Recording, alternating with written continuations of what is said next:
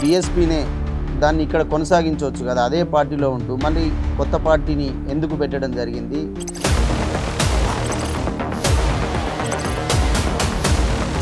ఎవరి చొక్కా ఇప్పిన గాయాలు, దెబ్బలు, ఎన్కౌంటర్లు, మరణాలు, ఏ మనిషిని ముట్టుకున్న 100 కేసులు.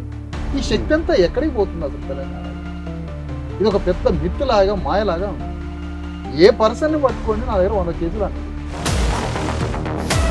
7% 10% లేని వాళ్ళు ఓట్లు వేసుకొని ఎమ్మెల్యేలై, కౌన్సిలర్లై, కార్పొరేట్లై మరి తెలంగాణని ఈ విధంగా వెళ్తున్నదే. ఓటు అమ్ముకుంటున్నావు అంటే నీ జీవితాన్ని అమ్ముకోవడం, నీ ఆత్మని అమ్ముకోవడం, నీ కుటుంబాన్ని అమ్ముకోవడం. మీరు చేపట్టబోయే మా భూమి రథయాత్ర 1,00,000 కిలోమీటర్లు. అసలు వింటేనే ఒక గుబులు పుడుతుంది. మామూలుగా కూడా 1,00,000 కిలోమీటర్లు, 3 సంవత్సరాల 3 నెలలు. అంటే మీరు గతంలో కూడా పాదయాత్రలు చేశారు. సో దాని నుంచి జరగంది ఏంటి? ఇప్పుడు మీరు చేపట్టబోయే మహాయాత్రలో మీరు చేయబోయే కార్యక్రమాలు ఏంటి? భూమే మనిషికి ఆత్మగౌరవాన్ని ఇస్తుంది. భూమే మనిషికి అధికారాన్ని ఇస్తుంది. భూమే మనిషికి అన్నాన్ని పెడుతుంది. భూమే అసలు మనిషికి అమ్మలాంటి. కానీ ఆ భూమే లేకుండా చేసింది ఈ వ్యవస్థ. విశారదన్ గారు అంటే ఒంటెద్దు పోకడబోతారు. మిగతా సంఘాలు కానీ, ఇప్పటి వరకు ఉన్న సంఘాలు కానీ, కొంత నాయకులను కానీ కలుపుకపోరు అనేది, అంటే తను ఒక్కడే లీడ్ చేస్తాడు.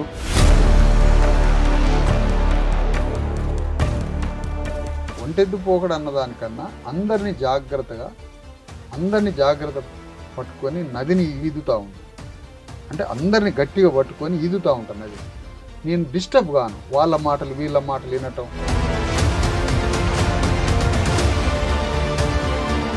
విశారదన్ గారు అని అంటే పాపం సామాన్యుడు, డబ్బులు లేవు, ఏం లేదు. పాపం మన రాజ్యం తీసుకురావాలని అంటే కట్టలు నోట్లు కావాలి, గుట్టలు ఇవన్నీ కావాలి. మరి అవి మన దగ్గర ఉన్నాయా?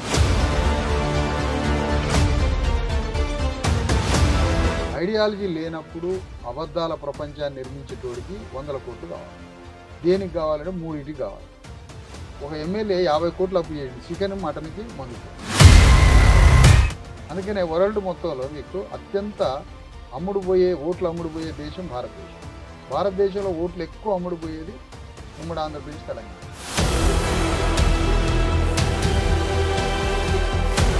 కులగణనతో మనకు ఈ కింది స్థాయి కులాలకు, బీసీ, ఎస్సీ, ఎస్టీలకు ఒరిగేదేంటి?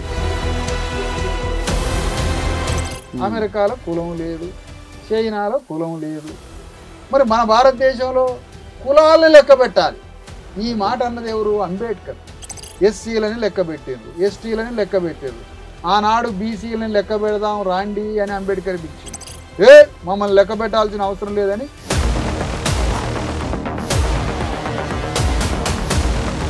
అంటే తెలుగు రాష్ట్రాలలో ప్రజలు అంటే బీసీ, ఎస్సీ, ఎస్టీలకు ఎందుకు చైతన్యం రావట్లేదు? అక్కడ ఎందుకు వచ్చింది, ఇక్కడ రాకపోవడానికి కారణం ఏంటి? ఆనాడు తెలంగాణ ఇచ్చే సోనియా గాంధీ ఒక్క మాట రెడ్లని, రాహుల్ని పిలిచి, అరే బాబు నేను తెలంగాణ ఇస్తే కానీ ఎప్పటికీ మీరు తెలంగాణ రాజ్యంలో మాత్రం మీరు ఎమ్మెల్యేలు, ఎంపీలు కావద్దు, రాజ్యాన్ని మీరు ముట్టుకోవద్దు అని సోనియా గాంధీ కండిషన్ పెట్టినట్టయితే ఈ తెలంగాణ కావాలని అంటారు వాళ్ళు. ఈ తెలంగాణ మాకెదుగు అయిపోయాడు ఎప్పుడు.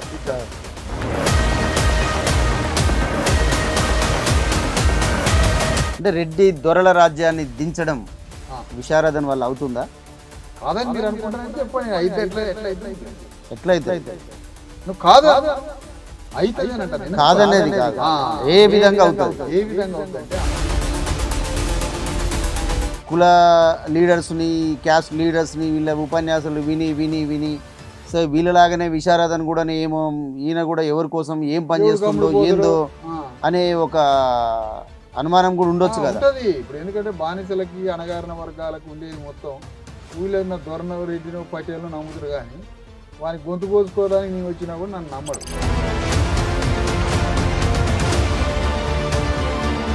అంటే రేవంత్ రెడ్డి రెడ్లను ఏకం చేసిండు.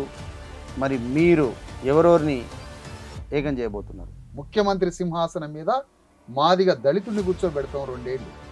3 సంవత్సరాలు ఒక బీసీని ముఖ్యమంత్రి సింహాసనం మీద కూర్చోబెడతాం. జీవితంలో దక్షిణ భారతదేశ ఒక యాదవునో, ఒక ముదిరాజునో, ఒక గౌడనో దక్షిణ భారతదేశ బీసీని ప్రధానమంత్రి సింహాసనం మీద చూడాలని కలలు. పద్మశాలి బట్ట ఉన్నది కదా, ప్రతి ఒక్కరు పద్మశాలి బట్ట ప్రతి పౌరుడు వాడాల్సింది, ప్రతి ప్రభుత్వేతర మొత్తం ప్రజలు వాడాల్సింది.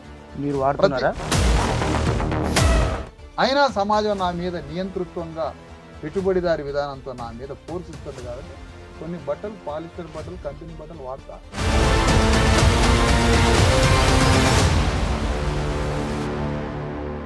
Welcome to leader. ఇవాల్టి మన లీడర్ విశారదన్ మహారాజ్ సార్. నమస్తే సార్. నమస్తే. అన్న ఎలా ఉండ్రే? బాగున్నాను. ఓకే, విశారదన్ మహారాజ్ పేరులోనే మహారాజు ఉంది. ఇది మహారాజుల కాలం కాదు కదనే. మహారాజు అనేది ఏంది, ఎందుకు పెట్టుకున్నారు, ఎందుకు నడుస్తుంది ఇంకా కూడా?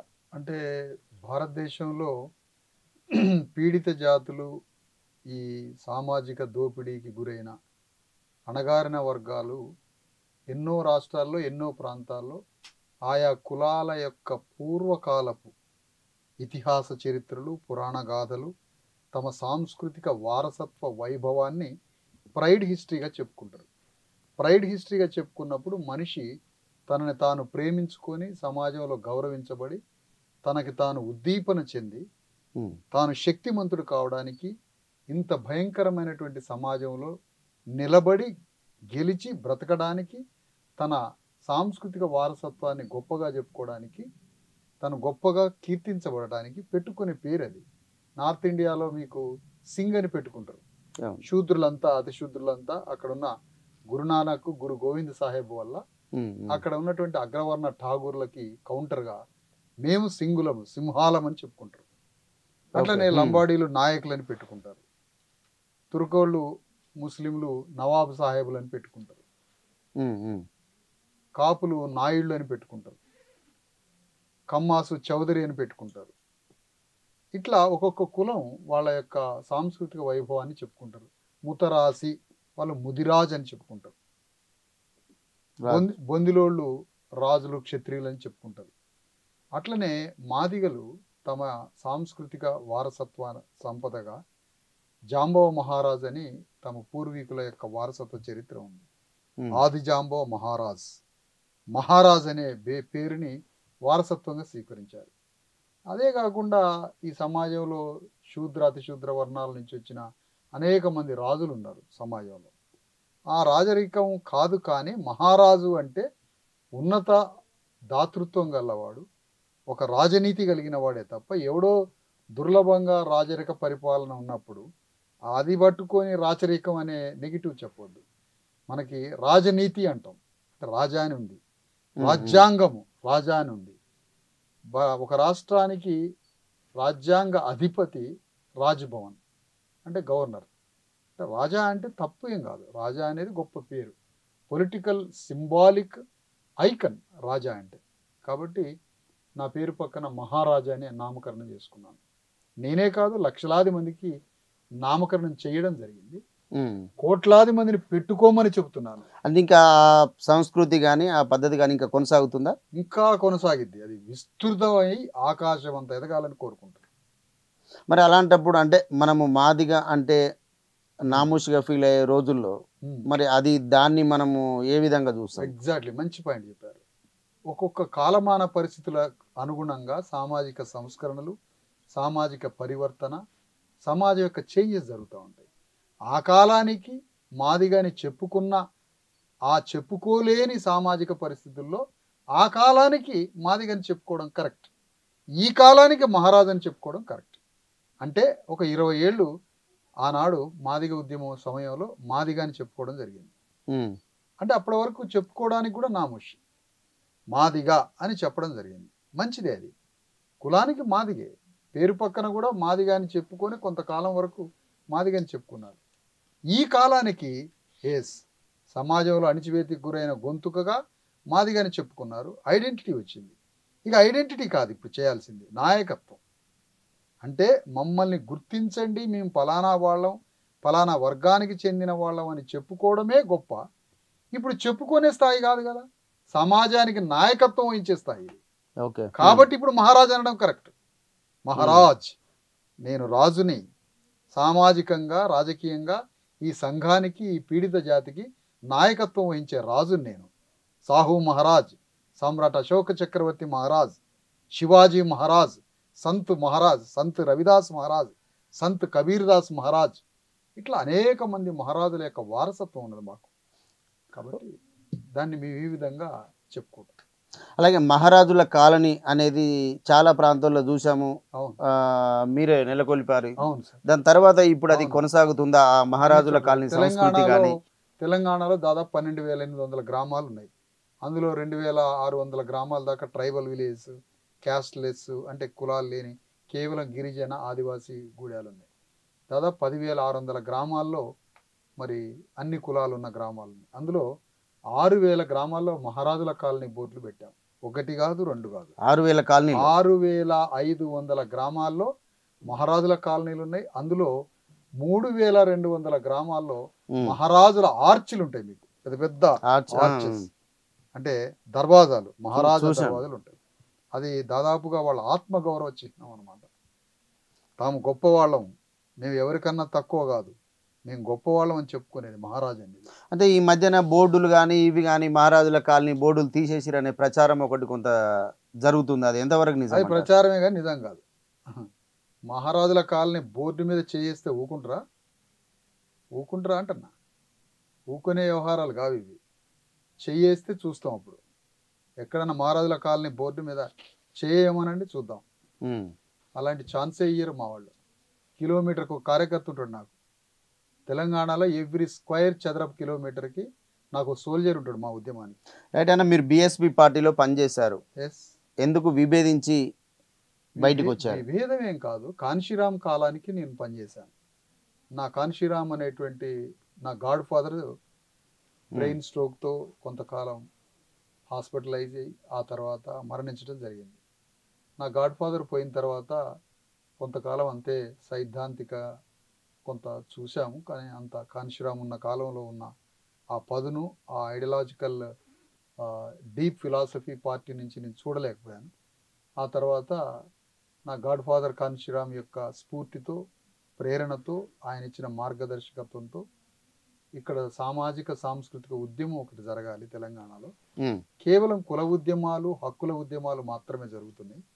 తెలంగాణలో ఒక ఆత్మగౌరవ రాజకీయ వెన్నెముకని అణగారిన వర్గాలకి సృష్టించాలి. ప్రభువు ముందు మోకరిల్లి హక్కులు అడగడమే కాదు, ప్రభువుకి ఎదురుగా కూర్చొని ప్రభుత్వాన్ని స్థాపించే ఒక ఆత్మగౌరవ స్థైర్యము, ధైర్యము, వారసత్వ లెగసీ జ్ఞానం ఒకటి ప్రజలకు కావాలి. అది నార్త్ ఇండియాలో, ఉత్తర భారతంలో సంత్ రవిదాస్, సంత్ కబీర్దాస్ ద్వారా శివాజీ మహారాజు ఎదగడం, శివాజీ మహారాజు యొక్క పోరాట పద్యాలని తల్లి కొడుక్కి చెప్పడం, అక్కడి నుంచి జ్యోతిరావు ఫూలే రావడం, ఫూలే ద్వారా సాహు మహారాజ్ చదువుకోవడం, సాహు మహారాజ్ అంబేద్కర్ని చదివించడం, అంబేద్కర్ ద్వారా కాన్షీరామ్ రావడం, ఇట్లా ఒక బహుజన ఉద్యమం యొక్క పరంపర సాగింది. వీటన్నిటికీ మూలం సాంస్కృతిక వారసత్వ వైభవోపేతమైనటువంటి జ్ఞానం అక్కడున్న అణగారిన వర్గాలకి ఒక ఆత్మగౌరవ వెన్నెముకై బయలాజికల్ బాడీ మీద అలాంటి శిరస్సుకి వాక్యమే శిరోధారయమైంది. అంటే బాడీ సేలబుల్గా ఉంటుంది ఎప్పుడైనా కూడా. బాడీ మిస్టేక్స్ చేస్తూ ఉంటుంది సమాజంలో. బాడీ మిస్టేక్ చేయొద్దు అంటే బాడీ మీద ప్రిన్సిపల్స్ ఉండాలి, ఫిలాసఫీ ఉండాలి, ఐడియాలజీ ఉండాలి. ఆ బాడీ ఎక్కడికి చేరాలో డెస్టినీ పాయింట్కి సంబంధించిన వాక్యమే ఆ శరీరాన్ని లీడ్ చేయాలి. అలాంటి లీడ్ సౌత్ ఇండియాలో కరువైంది కొంతవరకు. ఒక్క తమిళనాడులో మాత్రం పెరియార్ రామస్వామి నాయకత్వంలో అక్కడ అట్టడుగు వర్గాల యొక్క ఉద్యమం, అన్నాదురై, కరుణానిధి వాళ్ళ వారసత్వంగా అద్భుతమైనటువంటి అణగారిన వర్గాల ఉద్యమం సాగింది. బట్ అటు నార్త్ ఇండియాలో ఉద్యమం ఉంది మహారాష్ట్ర వరకు. ఇటు సౌత్కి వచ్చేసరికి తమిళనాడులో, కేరళలో నారాయణగురు వరకు ఉద్యమం సాగింది. కర్ణాటకకు వస్తే మరి అది శివ మతమా లేకపోతే ఇంకోటి, కానీ బసవేశ్వరుడు ఉద్యమం ద్వారా డెమోక్రటైజ్ అయ్యారు. అక్కడ సంపద, రాజకీయాలు, ఎంత కొంత డెమోక్రసీ స్పేస్ ఉంది. కానీ తెలంగాణ, ఉమ్మడి ఆంధ్రప్రదేశ్, తెలంగాణ ఈ ప్రాంతానికి వచ్చేసరికి ఆ వారసత్వ జ్ఞానం కొంత మిస్ కావడం వల్ల ఇక్కడ అణగారిన వర్గాలకి మొత్తం ఫిలాసఫీ, సాంస్కృతిక మరి తాత్విక చింతన ఇక్కడ బోధించి వీళ్ళకు ఒక పొలిటికల్ వారియర్గా మార్చాలనే ఉద్దేశంతో రాజకీయ సాంస్కృతిక జ్ఞానాన్ని చెప్పడానికి ఒక దశాబ్ద కాలం బట్టి, తద్వారా మేము మాదిగలే కాదు, మాదిగల్ని కొంత సమాజంలో అట్టడుగు పీడించబడ్డ వర్గం కాబట్టి దాన్ని ప్రధాన సెంట్రిక్గా చేసుకొని ఆ ఆర్గనైజేషన్ మాదిగలకి అంబేద్కర్ ఉద్యమానికి చాలా గ్యాప్ ఏర్పడింది ఇక్కడ. ఆ గ్యాప్ రావడం వల్ల మాదిగల్ని అంబేద్కర్ తాత్విక ఫిలాసఫీకి దగ్గర చేయాలి అని ముందుగా వాళ్ళ దగ్గరికి పోవడం జరిగింది. తర్వాత బీసీ అణగారిన వర్గాలు, ఆదివాసీలు అందరి దగ్గరికి వెళ్ళడం జరిగింది. ఇప్పుడు అన్ని వర్గాల్లోకి ఉద్యమం పోయింది. కొంతకాలం నుంచి ఇంకా విస్తృతమై మొన్న 10,000 కిలోమీటర్ల పాదయాత్ర ద్వారా తెలంగాణలో ప్రతి బీసీ హృదయం దగ్గరికి ఉద్యమం చేరుకుంది. పీడిత వర్గాలందరి దగ్గరికి మొన్నటి 10,000 కిలోమీటర్ల స్వరాజ్య పాదయాత్ర ద్వారా 3 కోట్ల మంది బీసీ ఎస్సీ ఎస్టీ ప్రజల హృదయాలకి ఈ ఉద్యమం రీచ్ అయిందని మేము భావిస్తాం. అంటే కాంశీరామ్ సిద్ధాంతం మీరు గట్టిగా నమ్ముతారు, కాంశీరామ్ శిష్యుడే. సో అలాంటప్పుడు మీరు బీఎస్పీనే దాన్ని ఇక్కడ కొనసాగించవచ్చు కదా, అదే పార్టీలో ఉంటూ మళ్ళీ కొత్త పార్టీని ఎందుకు పెట్టడం జరిగింది? ఎగ్జాక్ట్లీ, అంటే ఇదంతా చాలా చోట్ల అడిగిన మాటలే, బట్ మీకు చెప్పాలి కాబట్టి కాంశీరామ్ గారు చెప్పాను కదా, కాంశీరామ్ గారు మరణించిన తర్వాత అంత పదునైన ఖడ్గాన్ని నేను పార్టీలో చూడలేకపోయాను. ఓకే, నాయకత్వ లోపం అంటారు. కాబట్టి నేను కాంశీరామ్ గారి లెగసీని మరొక ఉద్యమం ద్వారా, వేదిక ద్వారా, నేనే కాదు దేశంలో కాంశీరామ్ స్ఫూర్తితోటి పంజాబ్లో, మధ్యప్రదేశ్లో, ఛత్తీస్గఢ్లో, ఉత్తరప్రదేశ్లో అనేక వేదికలు, పార్టీలు ఏర్పడ్డాయి. సౌత్ ఇండియాలో కాంశీరామ్ ట్రాక్లో, ఆ మార్గంలో తెలంగాణలో, ఒక దక్షిణ భారతదేశంలో తెలంగాణలో మాత్రం సేమ్ కాంశీరామ్ స్ఫూర్తితో ఇక్కడ మేము సాంస్కృతిక వేదికని, తద్వారా రాజకీయ వేదికని ఇక్కడ ప్రారంభించాం. ఓకే, అంటే ఈ పార్టీని ఎట్లా అధికారంలోకి తీసుకురావాలనుకుంటున్నారు? అక్కడ మీ అంటే భిన్నంగా మీరు ఏముండబోతుంది? అంటే ఒకటి ఏంటంటే, ఎప్పుడైనా కూడా ఒక పొలిటికల్ పవర్ రావాలంటే మరి ఒక లీడర్షిప్ ఉండాలి, ఫిలాసఫీ ఉండాలి, పొలిటికల్ వేదిక ఉండాలి, ప్రోగ్రామింగ్స్ ఉండాలి. మేము ఒకేసారి రాజకీయంగా పార్టీ పేరు చెప్పగానే పార్టీతో ఏదో జరిగిద్దని మేము ఊహించట్లేదు. అంత అపనమ్మకాలు కూడా ఏం లేవు. పార్టీ అయితే కాంశీరామ్ స్ఫూర్తితో ఉంది, కానీ అందులో అనేక మంది ఉన్నారు. నేను ఒక నాయకుడిని. ఇక్కడ ఏదో సుప్రీమో లేకపోతే మోనోపాలి ఏం లేదు. మేము ప్రధానంగా ఇప్పుడు పనిచేస్తున్నది స్వరాజ్య పాదయాత్ర అయిన తర్వాత తెలంగాణ గడ్డ మీద చాలా కాలం నుంచి ఇక్కడ ఒక జేఏసీ అవసరం. ఏం జేఏసీ? ఒక ఐక్య కార్యాచరణ అవసరం. ఏమి ఐక్య కార్యాచరణ? తెలిసో తెలవకో, ఉద్దేశం కాకపోయినా అనేక పార్టీల్లో, అనేక వేదికల్లో, అనేక సంఘాల్లో, అనేక కుల ఉద్యమాల్లో తెలిసి తెలవక, ధ్రువం తెలియక, దీపస్తంభం తెలియక, మార్గం లేక, దారి లేక, తోవ లేక, బాట లేక, స్పష్టమైన రహదారి లేక బీసీ ఎస్సీ ఎస్టీలు అనేక వేదికల్లో చిక్కుకొనిపోయి ఉన్నారు. అది పొలిటికల్ పార్టీలు కావచ్చు, కమ్యూనిస్టులు కావచ్చు, నక్సలైట్లు కావచ్చు, కుల సంఘాలు కావచ్చు. ఏదో సమాజాన్ని మార్చాలని వివిధ సంఘాల్లో చేరినప్పటికీ సమాజాన్ని మార్చే ప్రక్రియలో ఎక్కడ వెనుకబడిపోతున్నాం. వెనుకబడిపోవడమే కాదు, వ్యక్తిగత జీవితం ధ్వంసమవుతుంది, కుటుంబాలు ధ్వంసమవుతున్నాయి, మన శక్తి ఎవడో హరించుకొని పోతున్నాడు. సంఘాలు అంటున్నాం, పార్టీలు అంటున్నాం, రోడ్ల మీదకి వస్తున్నాం, మరణాలు జరుగుతున్నాయి, బలిపీఠం ఎక్కుతున్నాం, చచ్చిపోతున్నాం, పోలీస్ స్టేషన్లలో పోతున్నాం. ఎవరి చొక్కా ఇప్పినా గాయాలు, దెబ్బలు, ఎన్కౌంటర్లు, మరణాలు, ఏ మనిషిని ముట్టుకున్న 100 కేసులు. ఈ శక్తి అంతా ఎక్కడికి పోతుంది అసలు తెలంగాణలో?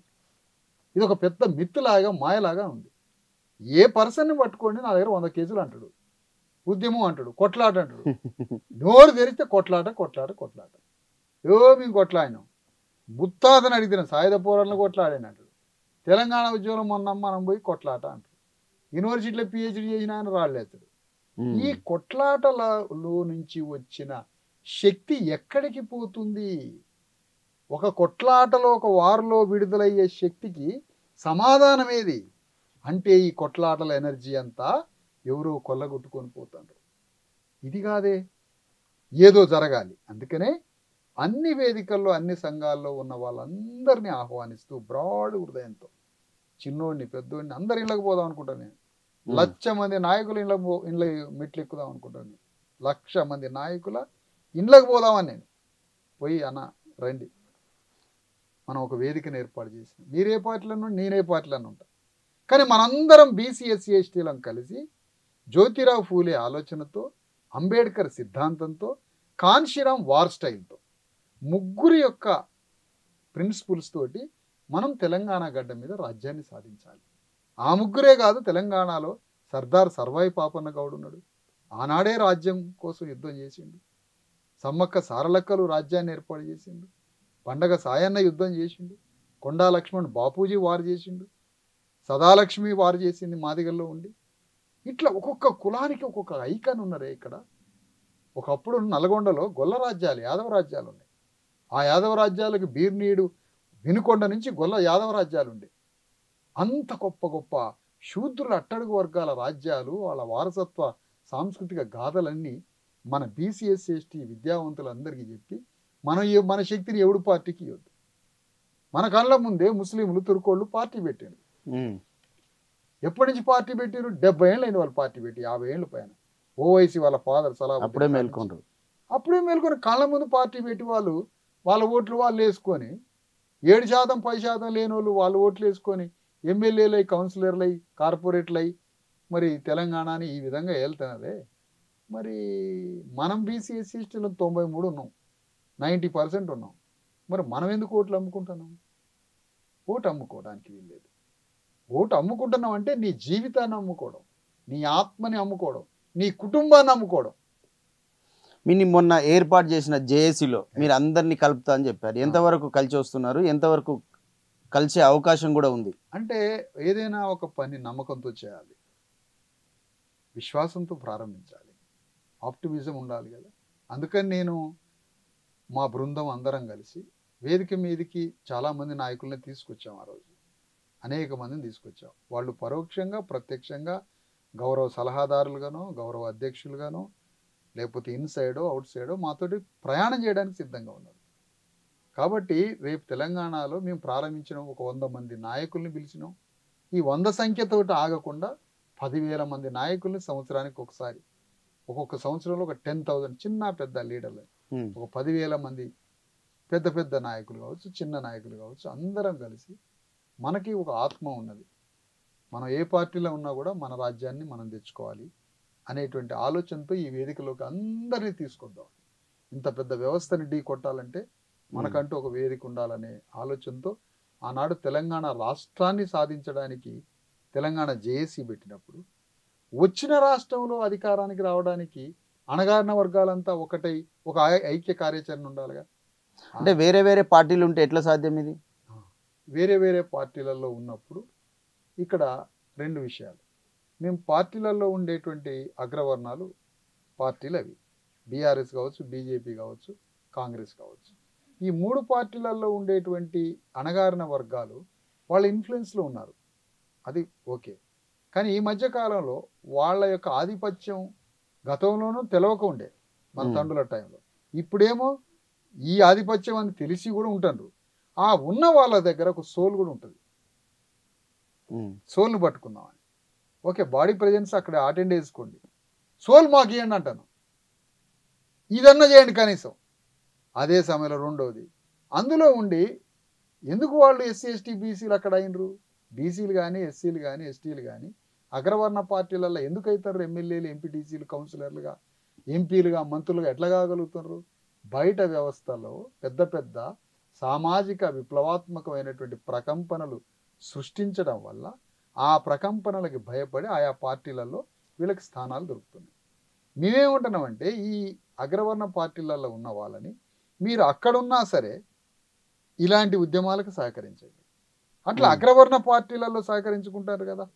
ఇప్పుడు మనం మాట్లాడుకుందాం, టీఆర్ఎస్ పార్టీల రెడ్లంతా, టీఆర్ఎస్ పార్టీలో ఉన్న రెడ్లంతా ఆయా టీఆర్ఎస్ పార్టీలలో క్యాబినెట్లో రెడ్లు బెనిఫిట్ అయ్యారు, రైతు బంధులో బెనిఫిట్ అయ్యారు, ఇండస్ట్రీస్లో బెనిఫిట్ అయ్యారు, ఎమ్మెల్యే ఎంపీస్గా బెనిఫిట్ అయ్యారు, బ్యూరోక్రసీలో బెనిఫిట్ అయ్యారు. టోటల్ 5-10 ఏళ్ల సంవత్సరాల బడ్జెట్లో రెడ్లు బెనిఫిట్ అయ్యారు. కానీ రెడ్లు ఏం చేసిర్రు? 10 ఏళ్ల తర్వాత రెడ్డి రాజ్యం తెచ్చుకున్నారు. అంటే నువ్వు బెనిఫిట్ అయినదేమో వెలమ రాజ్యంలో, కానీ నీ ఆత్మగౌరవానికి మాత్రం రెడ్డి రాజ్యం. మరి ఆ పని ఇక్కడ చేయకూడదా? ఆ పని ఇక్కడ బీజేపీలో ఉన్న ముస్లిమ్స్ ఎవరు కోటేస్తారు?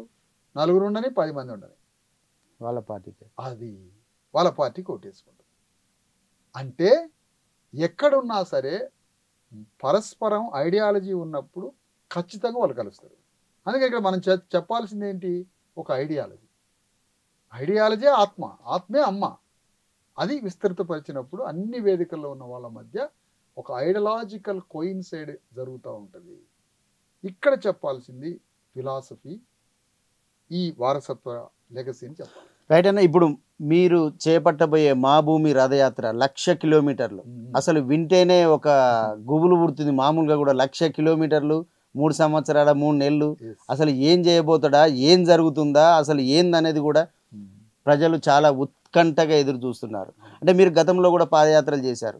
సో దాని నుంచి జరగంది ఏంటి, ఇప్పుడు మీరు చేపట్టబోయే మహాయాత్రలో మీరు చేయబోయే కార్యక్రమాలు ఏంటి? మంచి ప్రశ్న వెంకట్ భాయ్. ఒకటి, గతంలో మేము చేసిన అన్ని పాదయాత్రలు పక్కా ప్యూర్, ఒక్క స్టెప్ కూడా లేకుండా, అంటే కాంప్రమైజ్ కాకుండా అంత భయంకరంగా నడిచిన 10,000 కిలోమీటర్ల స్వరాజ్య పాదయాత్ర. చైనాలో ఒక మావో 9,000 మాత్రం నడిచిండు. చైనా కన్నా పెద్ద భూస్వాములు ఉన్నారు కదా తెలంగాణలో. అంటే ఒక 1000 పెంచుకున్నాను, ఓ 1000 పెంచుకున్నాడు. ఆడ మ్యాక్సిమం భూస్వాములు 1,90,000 ఎకరాలు, 1,00,000. ఇక్కడ 1,20,000 ఎకరాల భూస్వాములు ఉండే తెలంగాణలో. అంత పెద్ద పెద్ద భూస్వాములు ఉన్నారు కాబట్టి ఇక్కడ సింబాలిక్గా ఆడ వారు 9,000 చేసినాడు, మనం 10,000 చేసినాం. ఇప్పుడు మాత్రం మా కార్యకర్తలు, మా పార్టీ అందరూ, స్నేహితులు, జేఏసీ మిత్రులు అందరూ కలిసి మళ్ళా నువ్వు పాదయాత్ర పెట్టవాకు, కొంచెం కాలానికి తగ్గట్టుగా కొంత ఉండాలి, రథయాత్ర పెట్టు, అంతర్గతంగా గ్రామాల్లో నడు అంతర్గతంగా నడుచుకోవచ్చు ప్రజా సమస్యల కోసం వాటి గ్రామంలో గడప గడపకి నడుద్దామని. అంటే 1,00,000 కిలోమీటర్ల రథయాత్ర పెట్టినాం. రోజుకి 70, 60, 100, మ్యాక్సిమం 100, మినిమం 50, కనీసం 3 మండలాలు కవర్ చేద్దాం రథయాత్ర పర్ డే. అట్లా 3 సంవత్సరాల 3 నెలలు రోజుకి ఒక 10 కిలోమీటర్లైనా నడుద్దామని. అట్లా 10 కిలోమీటర్ల చొప్పున అట్లా నడిచినా అదొక 10,000 కిలోమీటర్లు అవుతుంది. రోజుకి 60, 70, 100 అట్లా చేస్తే 3 సంవత్సరాలలో ప్రతి వారంలో మళ్ళీ అన్ని జిల్లాలు తిరగడానికి రాష్ట్రం అంతా ఎవ్రీ వీక్ 1 or 2 days మళ్ళా మిగతా జిల్లాల్లో కార్యక్రమాలకు వస్తుంటాం. ఎందుకంటే ఇటు రాలేదనుకోండి మళ్ళీ ఇటు దొంగలు పడతారు. మాకు ఈ దొంగలు పడతారు, తాళం అయిపోతే దొంగలు పడతారు. మా జాతి ఇళ్లలో దొంగలు పడతారు, మా బీసీ ఎస్సీ ఎస్టీ ఇళ్లలో. ఇప్పటికీ పెద్ద పెద్ద బ్లాక్ మెయిలర్స్, దొంగలు, కరుడు కట్టి నేరస్తులు చచ్చారు. ఇందులో వీళ్ళతోటే వచ్చింది. అగ్రవర్ణాలతో పెద్ద ప్రమాదం లేదు, వీళ్ళతోటే పెద్ద ప్రమాదం. ఎవడో ఇంటెన్సీ అంటే దాదాపు తెలిసి తెలవక, ఐడియాలజీ లేక చిన్న చిన్న ఉద్యమాలు అదంతవరకు ఓకే, తెలుసో తెలవకో ఫిలాసఫీ లేకనో. కానీ కరుడు కట్టి నేరస్తులు ఉంటారు ఇక్కడ, భయంకరమైనటువంటి. అలాంటి వాళ్ళ పట్ల చాలా జాగ్రత్తగా ఉండాలి కదా. అందుకని ఇక మేము మధ్య మధ్యలో తాళం కరెక్ట్ చేసినవా లేదా, జాతి జాగ్రత్తగా ఉందా లేదా అని చూసుకొని కొన్ని కార్యక్రమాలు చేయడానికి వస్తున్నాం. ఓవరాల్గా ఈ 1,00,000 కిలోమీటర్ల రథయాత్ర ద్వారా మా భూమి రథయాత్ర అంటే తెలంగాణలో అసలు యాక్చువల్గా ఒక మానవుడికి ఉండాల్సిన హ్యూమన్ రెస్పెక్ట్ బేస్డ్ ఆన్ భూమి. భూమే మనిషికి ఆత్మగౌరవాన్ని ఇస్తుంది, భూమే మనిషికి అధికారాన్ని ఇస్తుంది, భూమే మనిషికి అన్నాన్ని పెడుతుంది, భూమే అసలు మనిషికి అమ్మ లాంటిది. కానీ ఆ భూమే లేకుండా చేసింది ఈ వ్యవస్థ. మాకు భూమి అంటే రాజ్యమే వస్తుంది. మాకు బాయికాడికి పోవడం అనేది ఒక తెలంగాణలో ఒక న్యాచురల్, ఒక హ్యూమన్ బీయింగ్ చేసే పని. అది అవును, అంత కనెక్టివిటీ. అందుకని మా భూమి అనేది మిస్ అయింది కాబట్టి తెలంగాణ గడ్డ అంటేనే మా భూమి. ఇది మా భూమి, ఇది మా పేగుబంధం లాంటిది భూమికి మాకు. అంటే శ్రామిక వర్గం యొక్క సౌందర్యం భూమితో ముడిపడి ఉంది కాబట్టి మా భూమి అనే పేరుతో 1,00,000 కిలోమీటర్ల రథయాత్ర. ఈ రథయాత్ర ద్వారా తెలంగాణలో ఉన్న 3.5 కోట్ల మందిని మరొక్కసారి రాజ్యం అంటే ఏంటి, రాజ్యాధికారం ద్వారా ఈ ప్రజల జీవితాల్లో ఎట్లాంటి మార్పులు సృష్టిస్తాం, రాజ్యం అంటే సృష్టికి ప్రతి సృష్టి చేయగలదు, రాజ్యం అంటే ఒక ప్రపంచానికి మరొక కౌంటర్ ప్రపంచాన్ని నిర్మాణం చేయగలదు, రాజ్యం అంటే ఒకే ఒక్క క్షణంలో ఎన్ని విప్లవాత్మకమైన నిర్ణయాలను తీసుకోగలదు, ఒక్క నిమిషంలో 20 లక్షల ఎకరాల భూమిని పంచే ఒక ఆర్డర్ని పాస్ చేయగలదు రాజ్యం అంటే. ఎందుకు చెప్తున్నాను ఈ మాట? ఒక్క సంతకంతో తెలంగాణ గడ్డ మీద ఉన్న 10-15 లక్షల మంది సాంఘిక సంక్షేమ వెనుకబడిన తరగతులు, మైనారిటీ విద్యార్థులకి ఒక్క సంతకంతో ప్రతిరోజు 10 కోడిగుడ్లు, ఒక్క రోజులో 50 గ్రాముల వెన్న, ప్రతిరోజు మటన్ చికెన్తో భోజనం, ఒక్క సంతకంతో ఇంద్రభవనాలు లాంటి హాస్టల్స్ కట్టి యూరప్ లాంటి యూనివర్సిటీస్ని కట్టొచ్చు పిల్లలకి. జస్ట్ ఒక సిగ్నేచర్. అంటే ఎందుకు చెప్తున్నాను ఈ మాట అంటే, రాజ్యం అంటే ఎంత గొప్పదో, అధికారం అంటే ఎంత గొప్పదో, అధికారం ఇన్ని విప్లవాలు తీసుకొస్తుందా అనే విషయాన్ని ఇంటింటికి చెప్పాలని.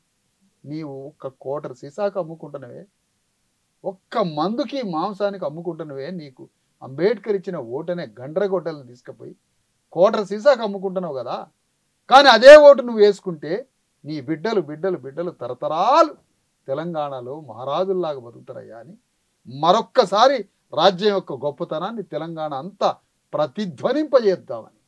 అంటే ఆ ప్రాసెస్ ఎట్లా జరుగుతుంది? మీరు ఓన్లీ స్పీచ్ల ద్వారా వెళ్తారా లేకపోతే ఏ విధంగా? మంచి మాట. ఇప్పుడు ఈ రాజ్యాధికార అనే చైతన్యాన్ని ఇవ్వడానికి తెలంగాణ గడ్డ మీద 2-3 ప్రోగ్రామ్స్. ఒకటి, ఆయా గ్రామాలు మండలాల్లో సభలు సమావేశాలు, చిన్న చిన్న సింపోజియమ్స్ లాంటి ఒక క్లాసెస్ 2 టైప్లో డెమోలు అన్నీ ముందుగానే ప్లాన్డ్గా జరుగుతూ ఉంటాయి. పెద్ద పెద్ద సభలు జరుగుతాయి. సభల ద్వారా జేఏసీ అనేక కుల సంఘాల్లో వేదికలలో రాజ్యాన్ని కాంక్షించేవాళ్ళు, అభ్యుదయవాదులు, ప్రోగ్రెసివ్ వాదులు, అగ్రవర్ణాల్లో ఉన్నటువంటి ప్రజాస్వామికవాదులు, ఇంకా చెప్పాలంటే మనసున్న రెడ్లని వదిలిపెట్టమే, వాళ్ళని రమ్మంటే 100%. రెడ్డి కూడా ప్రజల కోసం కొట్టుకుంటాడు, తనలాడతాడు లోపల. వాళ్ళ కుల వ్యవస్థ వాళ్ళని జడగొట్టింది, కానీ జనం పిచ్చి ఉంటుంది రెడ్లకి. మనసున్న మదగజాల రెడ్లు కూడా ఉంటారు, మదగజాలు అయిన రెడ్లు ఉంటారు. వాడిని మాత్రం రాని మనసున్న రెడ్డికి 2 చేతులు పట్టుకొని ఆహ్వానిస్తాడు. కాకపోతే మనసున్న రెడ్డి మదగజాల రెడ్డితోటి లింక్ అయి ఉన్నాడు. ఆడ సోల్డరింగ్ చేసి కత్తిరిస్తాం. మనసున్న రెడ్డిని మాతోటి తీసుకెళ్తాం. మాతో ఉంటే ఎంత లాభమో చెప్తాం, ఎంత మంచి జరిగిందో చెప్తాం. లాభం రాజ్యాధికారం మనదే అంటారు ఇంకా వాళ్ళది. అది అందుకనే హృదయం ఉన్న రెడ్లు అంటే వాళ్ళు ప్రజాస్వామ్యవాదు. వాళ్ళు ఈ మధ్య రాజకీయాలు చెడిపోయారు, కానీ వాళ్ళకి జనం అంటే ప్రేమ. జనం కోసం ఎన్నో పోగొట్టుకుంటారు. వాళ్ళు ఊర్లను జాతారు ఒకసారి వాళ్ళకి రెడ్లు. అట్లాంటి రెడ్లు ఉన్నారు. మనం తప్పుపడ్డ ఏ మాటకు ఆ మాట చెప్పాలి. అలాంటి మనసున్న రెడ్డిని మనం ఆహ్వానించాలా? మా దాంట్లో ఉండే బ్లాక్ మెయిలర్స్ దొంగల్ని మెడలు పెట్టి గుంజుకపోయి నోట్లో చేయబెట్టి గుంజుకపోయి అవతలేస్తాం. 2 పనులు జరుగుతాయి. మనసున్న అగ్రవర్ణాలను ఆహ్వానిస్తాం, మన దాంట్లో ఉన్నటువంటి కేడీల్ని దొంగల్ని 420 గాళ్ళని తీసి అవతల పడేస్తాం. ఒక ఇంటర్వ్యూలో చూసాం, మీ కార్యకర్తలు పని చేయకపోతే మీరు భోజనం మానేస్తాం, ఏమనను, నేనే భోజనం మానేస్తాను. 100% చేస్తా. తప్పేమవుతుంది? ఇప్పటికి ఎన్నిసార్లు మానేశారు? 3 సార్లు మానేసిన. నీ ఇంట్లో నీ పిల్లలు చికాకు చేస్తారు, నీ ఇంట్లో నీ పిల్లలు మాట వినరు, నీ పిల్లలు మంచిగా చదువుకోరు, చెప్పిన మాట వినరు. అప్పుడు నీ పిల్లల మీద ఏదో ఒక విసుకో, నేను కూడా అన్నం తినరా అని ఏడవటమో, లేకపోతే పిల్లగాళ్ళ మీద అలగటమో, నేను మంచిలు కూడా తాగను పోని తండ్రి ఇంట్లో అనడా? పిల్లలతో అనడా? బువ్వ బంద్ చేసిన తండ్రి లేడా? అన్నం బంద్ చేసిన తండ్రి లేడా? మంచిలు ముట్టుకుని తండ్రి లేడా? నేను ఇంట్లోకే రాను అన్న లేడా వ్యక్తి? నా కార్యకర్తలకి నాకు కుటుంబ బంధం అది. నా కార్యకర్తలు అన్ని పార్టీలలో కూడా కార్యకర్తలు అనేక పార్టీలలో కూడా పని చేయకుండా ఉండొచ్చు, కానీ వాళ్ళ మిషనరీ పార్టీలు కావాలి. ఆ పార్టీలు ఏంటంటే ఒక పెద్ద క్యాపిటలిజం పైసలతో వచ్చి ఓ అబద్ధాల ప్రపంచాన్ని నిర్మించడానికి పార్టీలు పెట్టుకుంటారు. అది వ్యాపార పార్టీలు. మా పార్టీ ఏంటి? అందరం కష్టపడి కుటుంబంలాగా కష్టపడి ఈ పార్టీని నిర్మాణం చేస్తున్నాం. మాకు డల్నెస్ వస్తుంది తప్పనిసరిగా. మా పార్టీ కార్యకర్తలు కూడా కొంత నిర్లిప్తత, డల్నెస్, ప్రేరణ తగ్గటం ఇది సహజం. అప్పుడు నా కార్యకర్తలతో నేనేమనాలి? వినకపోతే నేను అన్నం బంద్ చేసింది సార్, నేనేం అబద్ధం ఆడతానని. 6 రోజులు అన్నం బంద్ చేసిన కార్యకర్తలు అందరూ వచ్చా, సార్ మీరు ఇట్లా చేయొద్దు సార్, నేను తప్పకుండా పని చేస్తామని 10 రెట్లు పని పెరిగింది. ఇంకోసారి డల్ అయినా చేస్తా, నేను చేయనని అనట్లే, ఇది తప్పు అని నేను అనుకోవట్లే. అందరు ఆశ్చర్యపోయారు. పోనీ నాకేమి, నేను నిజము సత్యం అని నమ్మింది నేను ఏదైనా చేస్తాను. విశారదన్ గారు అంటే ఒంటెద్దు పోకడ పోతారు, మిగతా సంఘాలు కానీ ఇప్పటి వరకు ఉన్న సంఘాలు కానీ కొంత నాయకులను కానీ కలుపుకోపోరు అనేది, అంటే తను ఒక్కడే లీడ్ చేస్తాడు అనేది ఒకటి ప్రచారం జరుగుతుంది. అవును. సో దీన్ని అధిగమించడానికే ఇప్పుడు జేఏసీ పెట్టేసి వీళ్ళందరినీ కలుపుకునే ప్రయత్నం చేస్తున్నారా? అంటే లీడ్ అంటే నేనేమంటున్నానంటే ఒంటెద్దు పోకడ కాదు. ఒంటెద్దు పోకడ అన్నదానికన్నా అందరినీ జాగ్రత్తగా అందరినీ జాగ్రత్త పట్టుకొని నదిని ఈదుతూ ఉన్నాను. అంటే అందరినీ గట్టిగా పట్టుకొని ఈదుతూ ఉంటాను నదిని. నేను డిస్టర్బ్ గాను. వాళ్ళ మాటలు వీళ్ళ మాటలు వినటం, పిల్లగాడిని లటక్కన ఏరు దాడుతుండేది అప్పట్లో మనం చిన్నప్పుడు. మన అయ్యలకి నెత్తి మీద ఒకరిని బుధాల మీద పెట్టుకొని పోరగాళ్ళని పట్టుకొని గట్టిగా పట్టుకొని ఏరు అవతలకి ఇది అవతల ఒడ్డుకు పోయేది. వాడు పోరగాడు అటు ఇటు అయినా కూడా పాలను కొట్టి కూడా లటక్కన గట్టిగా పట్టుకొని ఏట్ల నుంచి అవతలకు పోయేది. నా పని కూడా అదే సార్. మరి పళ్ళను కొట్టగానే పోరగాడు ఏది నీకు ప్రజాస్వామ్యం లేదా అన్నాడు అనుకో, వాడు ఏట్ల పడి చస్తున్నాడు. ప్రజాస్వామ్యము ఒక ఉద్యమాన్ని నడిపే విప్లవాత్మకమైన ఉద్యమాలకి ప్రజాస్వామ్యము కటువుగా ఉంటుంది, కొద్దిగా హార్డ్గా అనిపిస్తుంది. అంతే తప్ప నాది ఒక సోదరభావం లాంటి ఉద్యమమే తప్ప, కాకపోతే స్ట్రాంగ్గా డోస్ కొద్దిగా గట్టిగా ఉంటుంది. అంటే మిగతా మందకృష్ణ లాంటి వాళ్ళని కానీ ఇంకెవరిని కానీ మీరు టచ్ మీ నాట్ అన్నట్టుగా మీ ధోరణిలో మీరే వెళ్తారు అనేది. అంటే మీరన్న వాళ్ళు ఏంటంటే వాళ్ళు రాజ్యం ఇచ్చే హక్కుల గురించి పోరాడే వేదికలు, మనమేమో రాజ్యమే తెచ్చే వేదికలు. కాబట్టి అలాంటి వాళ్ళు మరి ఆ రాజ్యం ఇచ్చే హక్కు అంటే రాజ్యం అంటే ప్రభుత్వం దగ్గర హక్కులు అడుక్కునే ఉద్యమం, హక్కుల కోసం పోరాడే వేదికలు అవి. హక్కుల కోసం పోరాడే వేదికలు మాకు ఎటువంటి పరిస్థితుల్లో మేము రాజ్యం కోసం రాము అని అన్నప్పుడు వాళ్ళతో మనం కలవలేం కదా సార్. ఎక్కడో ఒక దగ్గర కోయిన్సైడ్ కావాలి కదా మనం. ఇప్పుడు పలానా దగ్గర పలానా కాంగ్రెస్ పార్టీలో కార్యకర్త ఉంటాడు. ఆ కార్యకర్త ఏమన్నాడు, ఈ అమ్మాయి ఏదో ఇట్లా మోస్తున్నాం ఆ రెడ్లని, ఈ అగ్రవర్ణాలను ఇట్లా మోస్తున్నాం, కానీ మనకు రాజ్యం అంటూ ఒకటి రావాలి అని అంటే ఆ మనిషితోటి మాకు సంబంధం ఉంటుంది. అట్లా కాకుండా మేము జన్మజన్మలు తరతరాలుగా మేము ప్రభుత్వం దగ్గర హక్కులే అడుగుతామని అంటే ఆ హక్కులు అడిగే పరిధిలో ఉన్న వాళ్ళతో మేము కలుసుకోలేమంటున్నాం. ఎవరి పట్ల మాకు ద్వేషం లేదు, గౌరవం ఉంటుంది, కానీ వాళ్ళు ఆ జ్యూరిడిక్షన్లోనే ఆ జోనర్లో ఉన్నప్పుడు మనం కదిలించలేం కదా. అంటే రాజ్యమే మనది కావాలి, మనమే ఇద్దాము రేపు. అదే సిస్టంలో పనిచేయడం వేరు, సిస్టమే మనం క్రియేట్ చేయడం వేరు. ఇప్పుడు మీరు ఒక పెద్ద సంస్థలో పనిచేయట్లేదు, మీరే ఒక సంస్థను పెట్టుకొని ఆత్మగౌరవంగా నిలబడ్డారు. అది ఎంత గ్రేట్. అంటే ఓన్ సిస్టమ్ క్రియేట్ చేసినావు, 10 మంది బిడ్డలకు నువ్వు ఎంప్లాయ్మెంట్ ఇచ్చినావు, సమాజంలో ఒక గౌరవంగా ఇవాళ ఒక వేదికను పెట్టుకొని సమాజంలో మీడియా రంగంలో ఉన్నావు నువ్వు. అట్లనే మనం కూడా ఒక సిస్టమ్ క్రియేట్ చేస్తాం, ఆల్టర్నేటివ్ సిస్టమ్.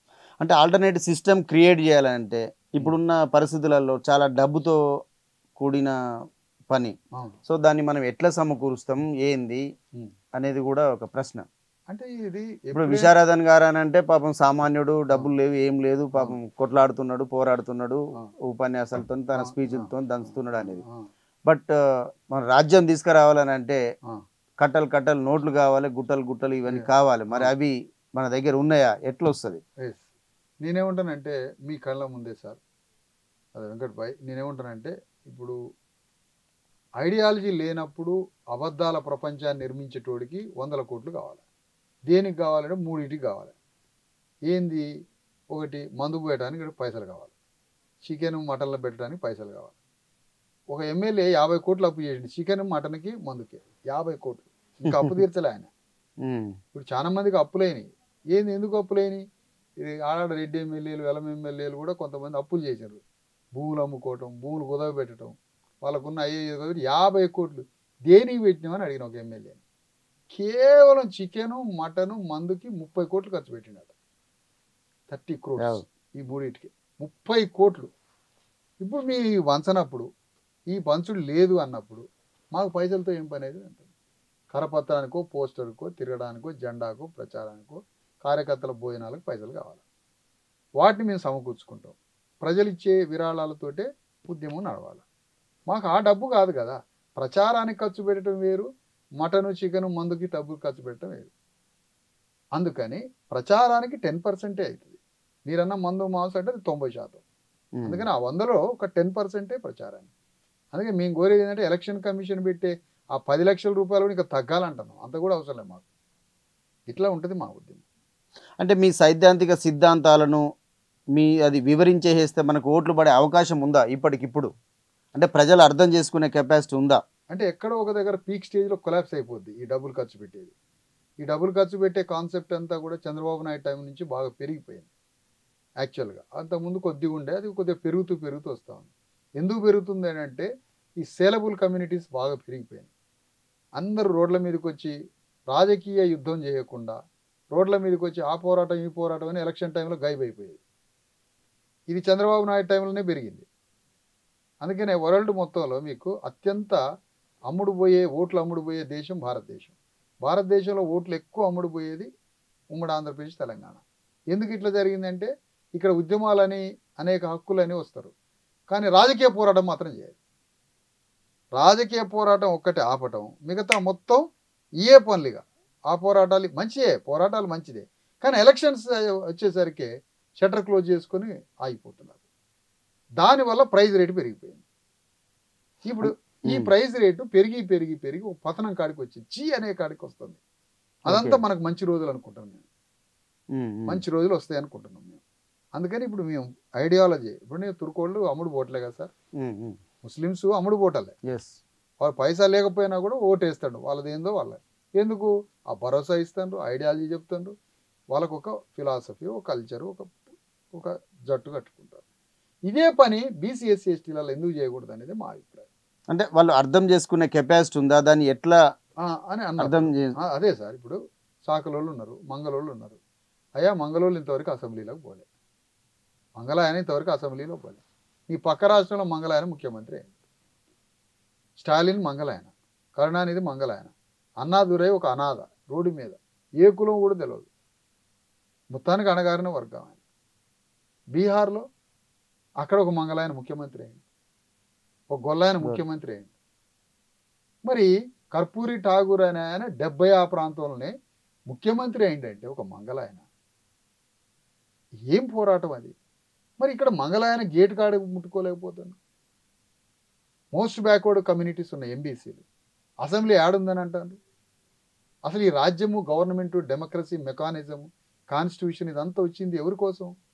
ఒంటి మీద బట్టలు లేని, చింపిరి బట్టలు వేసుకొని తిండి లేని, అభాగ్యులైన, దిక్కులేని 90% పేదోళ్ళకి రాజ్యం ఒప్పచెప్పడానికి వచ్చింది సార్ ఈ రాజ్యాంగం. ప్రభువుల కోసం, లేదంటే పెద్ద పెద్ద సంస్థానాల కోసం, లేదంటే పెద్ద పెద్ద వేల కోట్ల రూపాయలు ఉన్నోళ్ళ కోసం రాలే ఈ ప్రభుత్వం. ఇది సామాన్య ప్రజల కోసం వచ్చింది పార్లమెంటరీ డెమోక్రసీ సిస్టమ్. ఆ సిస్టమ్ కామన్ మ్యాన్ దగ్గరికి ఎప్పుడు తీసుకుపోవట్లే కదా. రాజ్యం వచ్చిందేమో సామాన్యుడి కోసం, ప్రజాస్వామ్యం వచ్చింది సామాన్యుడి కోసం, ఓటు ఖడ్గం వచ్చింది సామాన్యుడి కోసం. ఈ మొత్తం ప్రభుత్వ వ్యవస్థ 1950 రాజ్యాంగానికి ముందు, రాజ్యాంగం భారత రాజ్యాంగం రాయకముందు, దేశ స్వాతంత్రం రాకముందు ఇదంతా 540 రాజ సంస్థానాల చేతిలో ఉన్న దేశం ఇది. ఒక్కొక్క జమీందారుకి 1,00,000 ఎకరాలు, 10 లక్షల ఎకరాలు జమీందారులు, ఎస్టేట్లు. తెలంగాణ 10 వర్గాల 10 మంది సంస్థానాలు. ఇక్కడ 10 మందిలో 12 సంస్థానాలలో 9 రెడ్లై 3 వెలమలై. మరి అవి కూలిపోయినాక మళ్ళా రాజ్యం ఎవరికి వచ్చింది? మళ్ళా ఆ రెడ్డి వెలమలకే వచ్చింది. ఎంతవరకు న్యాయం ఇది? ఈ రాజ్యాన్ని సామాన్యుడి దగ్గర తీసుకపోద్దా? అట్టడుగు కులాల దగ్గర తీసుకపోద్దా? అందుకనే ఇవన్నీ అట్టడుగు వర్గాలకి తెలియజేయడం ద్వారా వాళ్ళు ఆర్గనైజ్ అవుతారు. ఒక నాయి బ్రాహ్మణుడు అసెంబ్లీలోకి అడుగుపెట్టి తన కులం ఎంతమంది ఉన్నారు, ఎన్ని లక్షలు ఉన్నారు, మంగళోళ్ళు పడుతున్న ఇబ్బందులు ఏంటి, వాళ్ళ పేదరికం ఏంటో తన చట్టం తను రాసుకోకూడదా అసెంబ్లీలో? సాకలోళ్ళు తన విముక్తి కోసం తన చట్టాన్ని తను రాసుకోవాలిగా అసెంబ్లీలోకి పోయి. గౌన్లోళ్ళు ఏమి ఇబ్బందులు పడతారు, విశ్వబ్రాహ్మణులు ఏమి ఇబ్బంది పడతారు, పద్మశాలీలు ఏమి ఇబ్బంది పడతారు. పద్మశాల అయిన చట్టసభలకు పోవద్దా? తన బతుకు చట్టం గురించి రాసుకోవద్దా? అట్లా కులానికి ఒకళ్ళు అసెంబ్లీలోకి పోవాలి కదా. అసెంబ్లీలకు పోగానే అభివృద్ధి చెందుతారని అంటారు. అసెంబ్లీ దేనికి? అసెంబ్లీ అంటే ఏంటి? నీ విధిరాతని మార్చుకునేది విధానసభ. ఆ విధానసభలో చట్టాలు చేసుకో, ఆ చట్టాలను ఎగ్జిక్యూటివ్ పంపి బడ్జెట్ కేటాయింపు చేసుకొని ఆ చట్టం ద్వారా సమాజంలో మార్పు తెచ్చుకో. అంటే ఎలాంటి చట్టాలు చేస్తే వాళ్ళకి ఏం కావాలో ఆ చట్టాలు ఉంటాయి. అక్కడ ఎన్ని చట్టాలు ఉన్నాయి. ఇవాళ సమాజం ఉంది, సమాజంలో మొత్తం ఇవాళ రాజ్యంలో ఉదాహరణకు ఒక మాట, ఈ టేబుల్ ఉన్నది సార్, ఈ టేబుల్ ఇది ఎక్కడో మీరు కంపెనీలో కొంటారు, కానీ ఇది చేయాల్సింది ఒక కార్పెంటర్. 2000 సంవత్సరాలు కార్పెంటర్ ఇదే చేసుకుంటూ బతికింది. ఇవాళ కంపెనీలు వచ్చినాయి, మన తిండిపోయింది, విశ్వబ్రాహ్మణుడి యొక్క తిండిపోయింది. బట్టలు వచ్చినాయి, ఈ బట్టలు total government government institutions, government దగ్గర ఉన్న ఆల్ ఇన్స్టిట్యూషన్స్, రాష్ట్రంలో ఉన్న అందరికీ కండిషన్గా పద్మశాలిని వేసిన బట్టని మీరు వాడాలి అని ఎందుకు ఒక ఆర్డర్ పాస్ చేయొద్దు గవర్నమెంట్? కార్పెంటర్ తయారు చేసిన టేబులే అన్ని ప్రభుత్వ కార్యాలయాల్లో, ప్రభుత్వ అనుమతి పొందే ప్రతి సంస్థలో కూడా, ఏ ఇన్స్టిట్యూట్ అయినా ఒక ప్రభుత్వ అనుమతి పొందాలి. నువ్వు కూడా ఒక అనుమతి పొందాల్సిందే ప్రభుత్వం నుంచి. అనుమతి పొందినప్పుడే ఇక్కడ అణగారిన వర్గాలు ఉన్నారు, ఈ అణగారిన వర్గాల యొక్క వస్తువుల్ని మీరు కొంటేనే మేము అనుమతిస్తాం అని ఒక రూల్ ఎందుకు పాస్ చేయకూడదు? అట్లా ప్రతి కులం, తెలంగాణలో ఉన్న ప్రతి కులం, పూసలోళ్ళు ఉన్నారు సార్, వాళ్ళు నెత్తి మీద తట్ట పెట్టుకొని అద్దాలు, దువ్యాన్లు, నల్లబూసలు అని అమ్మేది. దువ్యాన్లు, అద్దాలు, నల్లబూసలు మన చిన్నతనంలో వాళ్ళ దగ్గరే కొనేది. మరి ఒక్కలకన్నా ఫ్యాన్ స్టోర్ ఉందా? సంకల బిడ్డను ఎత్తుకొని నెత్తి మీద తట్ట పెట్టుకొని వాళ్ళు పూసలు అమ్ముకుంటా 2000 సంవత్సరాలు పూసలు అమ్మిరుగా. అద్దాలు, దువ్యాన్లు వాళ్ళకి కావాల్సిన అన్ని తట్టలు పెట్టి అమ్మిరు కదా. వాళ్ళు తట్ట ఇంటి ముందు పెట్టగానే చుట్టుపక్కల ఆడవాళ్ళు, అమ్మలక్కలు, మన అమ్మలు కొన్నారు కదా. మరి వాళ్ళకి ఫ్యాన్సీ స్టోర్లు పెట్టేదా ఈ గవర్నమెంట్? పద్మశాలలో బట్ట మొత్తం గవర్నమెంటే కొనాలని రూల్ చేయొద్దా? వడ్లోళ్ళకి తయారు చేసిన టేబుల్స్ కొనాలని చేయొద్దా? ఆర్నమెంట్స్, అగ్రవర్ణాలు అమ్ముతారా హైదరాబాద్ వచ్చి?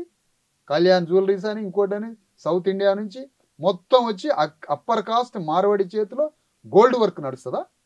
గోల్డ్ వర్క్ ఎవరు చేయాలి? కంసలోళ్ళు పని చేయాలి కదా. ఈ చట్టాలు చేసుకుంటాం మేము అసెంబ్లీలో. ఇప్పుడు ట్రైన్ ఉంటుంది సార్, ఒక ట్రైన్ కొన్ని 700 ట్రైన్లు సికింద్రాబాద్లో నడుస్తున్నాయి. 700 ట్రైన్లలో దాదాపు 350 ట్రైన్లు, 350 ట్రైన్లలో ఆల్ కంపార్ట్మెంట్స్లో బెర్తుల మీద బెడ్షీట్స్ ఉంటాయి. ఈ ఉతికే పని సాగులోళ్ళకి ఇయ్యరా?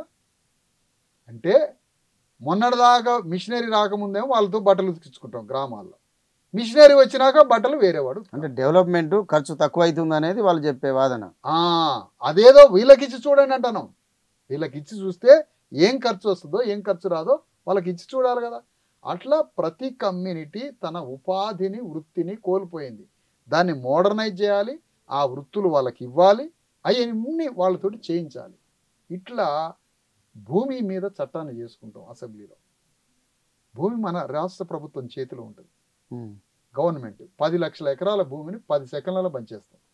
అంటే ఇట్లాంటి రిఫార్మ్స్ అణగారిన వర్గాల రాజ్యం వచ్చినప్పుడు వాళ్ళు విప్లవాత్మకమైనటువంటి మార్పులు వాళ్ళు చేసుకుంటారు.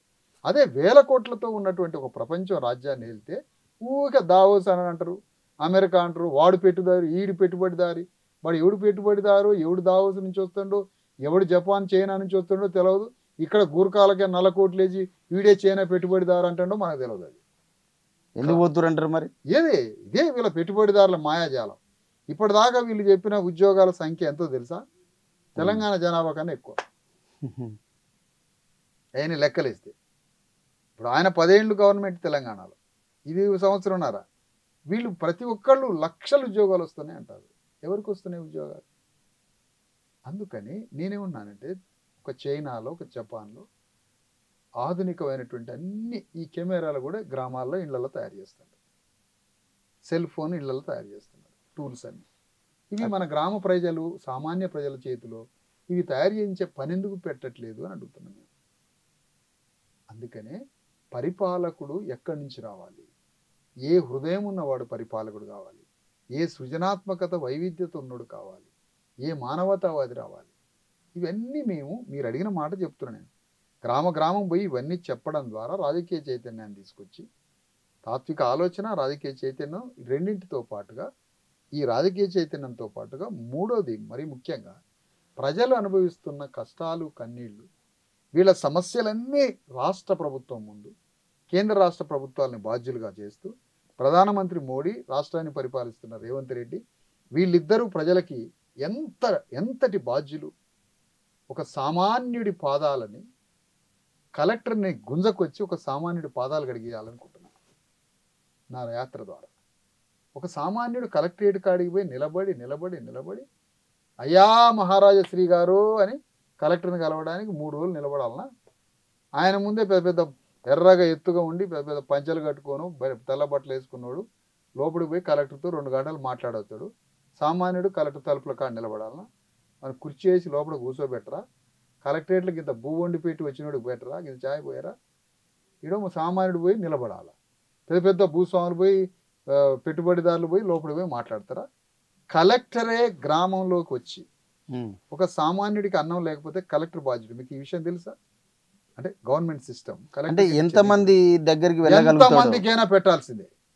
ఒక తిండి లేకుండా ఒక కలెక్టర్ ఉన్నటువంటి జిల్లాలో ఒక తిండి లేకుండా ఒకడు ఆకలి దప్పులతో మరణిస్తే కలెక్టర్ దానికి బాధ్యుడు. ఒకడు ఆశ్రయం లేకుండా ఇల్లు లేకుండా ఒకడు నిరాశ్రయుడైతే దానికి కలెక్టర్ బాధ్యుడు. ఒకడు అన్యాయంగా మరణిస్తే దానికి కలెక్టర్ బాధ్యుడు. First class magistrate. తిండి లేకుండా మరణిస్తే కలెక్టర్ మీద చర్యలు తీసుకుంటుంది రాజ్యం. అలాంటి కలెక్టర్ ఉన్న ఒక రాజ్యంలో ఒక జిల్లాలో తిండి లేకుండా మరణిస్తారు, పని లేకుండా చచ్చిపోతారు, అన్యాయంగా దాడికి గురి అయి చనిపోతాడు, ఆశ్రయం లేకుండా నీళ్ళలో కొట్టపోయి ఎండలు చచ్చి సలిగి చేస్తాడు. ఈ కలెక్టర్ ఈ ప్రజలకి ఎందుకు చేయదు? కలెక్టర్ విధులేంటో చెప్తా నేను. కలెక్టర్కి ఇచ్చినటువంటి డ్యూటీస్ ఏంటో పాఠాలు నేను దగ్గర అవి చెప్తా ప్రజలకి. ఇదంతా గవర్నమెంట్ అంటే ఏమిటి? గవర్నమెంట్కి డబ్బులు ఎక్కడి నుంచి వస్తాయి? పైసలు. గవర్నమెంట్ చేయాల్సిన విధి ఏంటి? ముఖ్యమంత్రి డ్యూటీస్ ఏంటి? కలెక్టర్ పని ఏంటో పాఠాలు చెప్తా గ్రామాలలో. ఆ విధంగా గవర్నమెంట్ అంటే ఏంటో తెలియజెప్పాలి. సిస్టమ్ గురించి చెప్పినప్పుడు ప్రజలు చైతన్యవంతులు అవుతారు. తమ రాజ్యాన్ని తాము నిర్మించుకుంటారు. స్లేవ్కు స్లేవ్ అని చెప్పాలి. విప్లవం ఎట్లా సృష్టించబడుతుంది? ఒక బానిసకి తాను బానిస అన్న సంగతి కూడా తెలియదు. తనకి సత్యాన్ని చెప్పినప్పుడు రివోల్ట్ అవుతారు అనమాట. అంబేద్కర్ ఫస్ట్ చెప్పింది బానిస ఎవరో చెప్పిండు. జ్యోతిరావు ఫూలే బానిస ఎవరో చెప్పిండు. అప్పుడు బానిస తనను బద్దలు కొట్టుకొని బయటకు వచ్చి నూతన ప్రపంచాన్ని చూసిండు. అందుకని ఇవన్నీ మనం చెప్పాలి. భావజాలమే కదా అన్నిటికీ. ఆ భావజాల వ్యాప్తి చేయడమే ఈ పని. అందుకనే బీసీ ఎస్సీ ఎస్టీ జేఏసీ దాని పేరు. ఓకే. అంటే తెలంగాణ ఫుల్ ఫామ్లో Telangana BC SC ST rights and రాజ్యాధికార సాధన చేసి, షార్ట్ ఫామ్లో బీసీ ఎస్సీ ఎస్టీ జేఏసీ. ఈ బీసీ ఎస్సీ ఎస్టీ జేఏసీ తెలంగాణలో ఉన్న 93% ప్రజల్ని ఒక వేదిక మీద తీసుకొచ్చి ఈ రాజ్యం మనం తెచ్చుకోవాల్సిందే, గవర్నమెంట్ మనం ఫామ్ చేయాలా, గవర్నమెంట్ పీడిత వర్గాలు ఫామ్ చేసినప్పుడే మన కన్నీటి మన దుఃఖానికి పరిష్కారం, ఇన్నాళ్ల పోరాటాలకి ఒక సమాధానం మనం రాజ్యం తెచ్చుకోవడమే. వాళ్ళంతా మీతోని రేపు ర్యాలీ అవుతారంటారా? ర్యాలీ అవుతారని నమ్మకంతో పోతున్నాం. సత్యమే కదా ఫైనల్గా. ట్రూత్ ద్వారానే ఏదైనా సాధ్యం. సత్యం చెప్పడానికి బయలుదేరుతాం. ఇది ప్రోగ్రాం. రేపటి 1,00,000 కిలోమీటర్ల రథయాత్ర అంతర్గతంగా 10,000 కిలోమీటర్ల కాలినడక 3 సంవత్సరాల 3 నెలలు నడుస్తాం. దానికి మీడియా కూడా కావాలి. మీడియా కావాలి. మరి మీడియా అంతా మీడియా మన అగ్రకులాల చేతిలోనే ఉంది. అగ్రవర్ణ మీడియా, అధికారుల మీడియా, మీరు చేసే పనులు కానీ మీరు చెప్పే మాటలు కానీ కమ్మోళ్ళకి మీడియా, కమ్మోళ్ళకి మీడియా, రెడ్డోళ్ళకి మీడియా, వెలమదొరలకు మీడియా, మాకు సోషల్ మీడియా, సైన్స్ మీడియా, మాకు సోషల్ మీడియా ఉంది. దాన్ని సైన్స్ మీడియా లాగా మార్చాలి. వాళ్ళు లెక్కల మీడియా అంటే పైసలు వాళ్ళు. అందుకే లెక్కల మీడియా ఉంటుంది, సోషల్ మీడియా, సైన్స్ మీడియా. కాబట్టి మన చిన్న చిన్న మీడియాతోటి ఇక మనం పనులు చేసుకోవడం. అంటే ఓన్లీ సోషల్ మీడియా నుంచి వెళ్ళి మీరు కొన్ని పత్రికలు కూడా కొంతమంది ఎవరో స్పేస్ ఉన్న వాళ్ళు రాస్తారు. డెమోక్రాట్స్. తప్పదు, ఈ పోరాటం తప్పదు అంతే. అంటే మీరు వెళ్ళేటప్పుడు అంటే ఏ విధంగా దాన్ని అంటే పబ్లిక్ మీటింగ్స్ పెడతారా, లేకపోతే ఇంకేదైనా స్కూళ్ళకి కానీ కాలేజీలకు కానీ లేకపోతే ఇంకేదైనా గ్రామాలకు కానీ? ఒక భారీ బహిరంగ సభ ఆదిలాబాద్లో. భారత రాజ్యాంగ నిర్మాత బాబాసాహెబ్ అంబేద్కర్ జన్మదినం ఏప్రిల్ 14న ఈ 1,00,000 కిలోమీటర్ల మా భూమి రథయాత్ర ప్రారంభ సభ. ఈ ప్రారంభ సభకి తెలంగాణ నలుమూలల నుండి 10,000 కార్లతో అక్కడికి చేరుకుంటారు. Telangana BC SC ST JAC నాయకులు, ప్రతినిధులు, కార్యకర్తలు, ధర్మ సమాజ్ పార్టీ కార్యకర్తలు, ఇంకా దీన్ని అభిమానించే అనేక వేదికలు, కుల సంఘాలు అందరూ 10,000 కార్లతో అక్కడికి వస్తారు.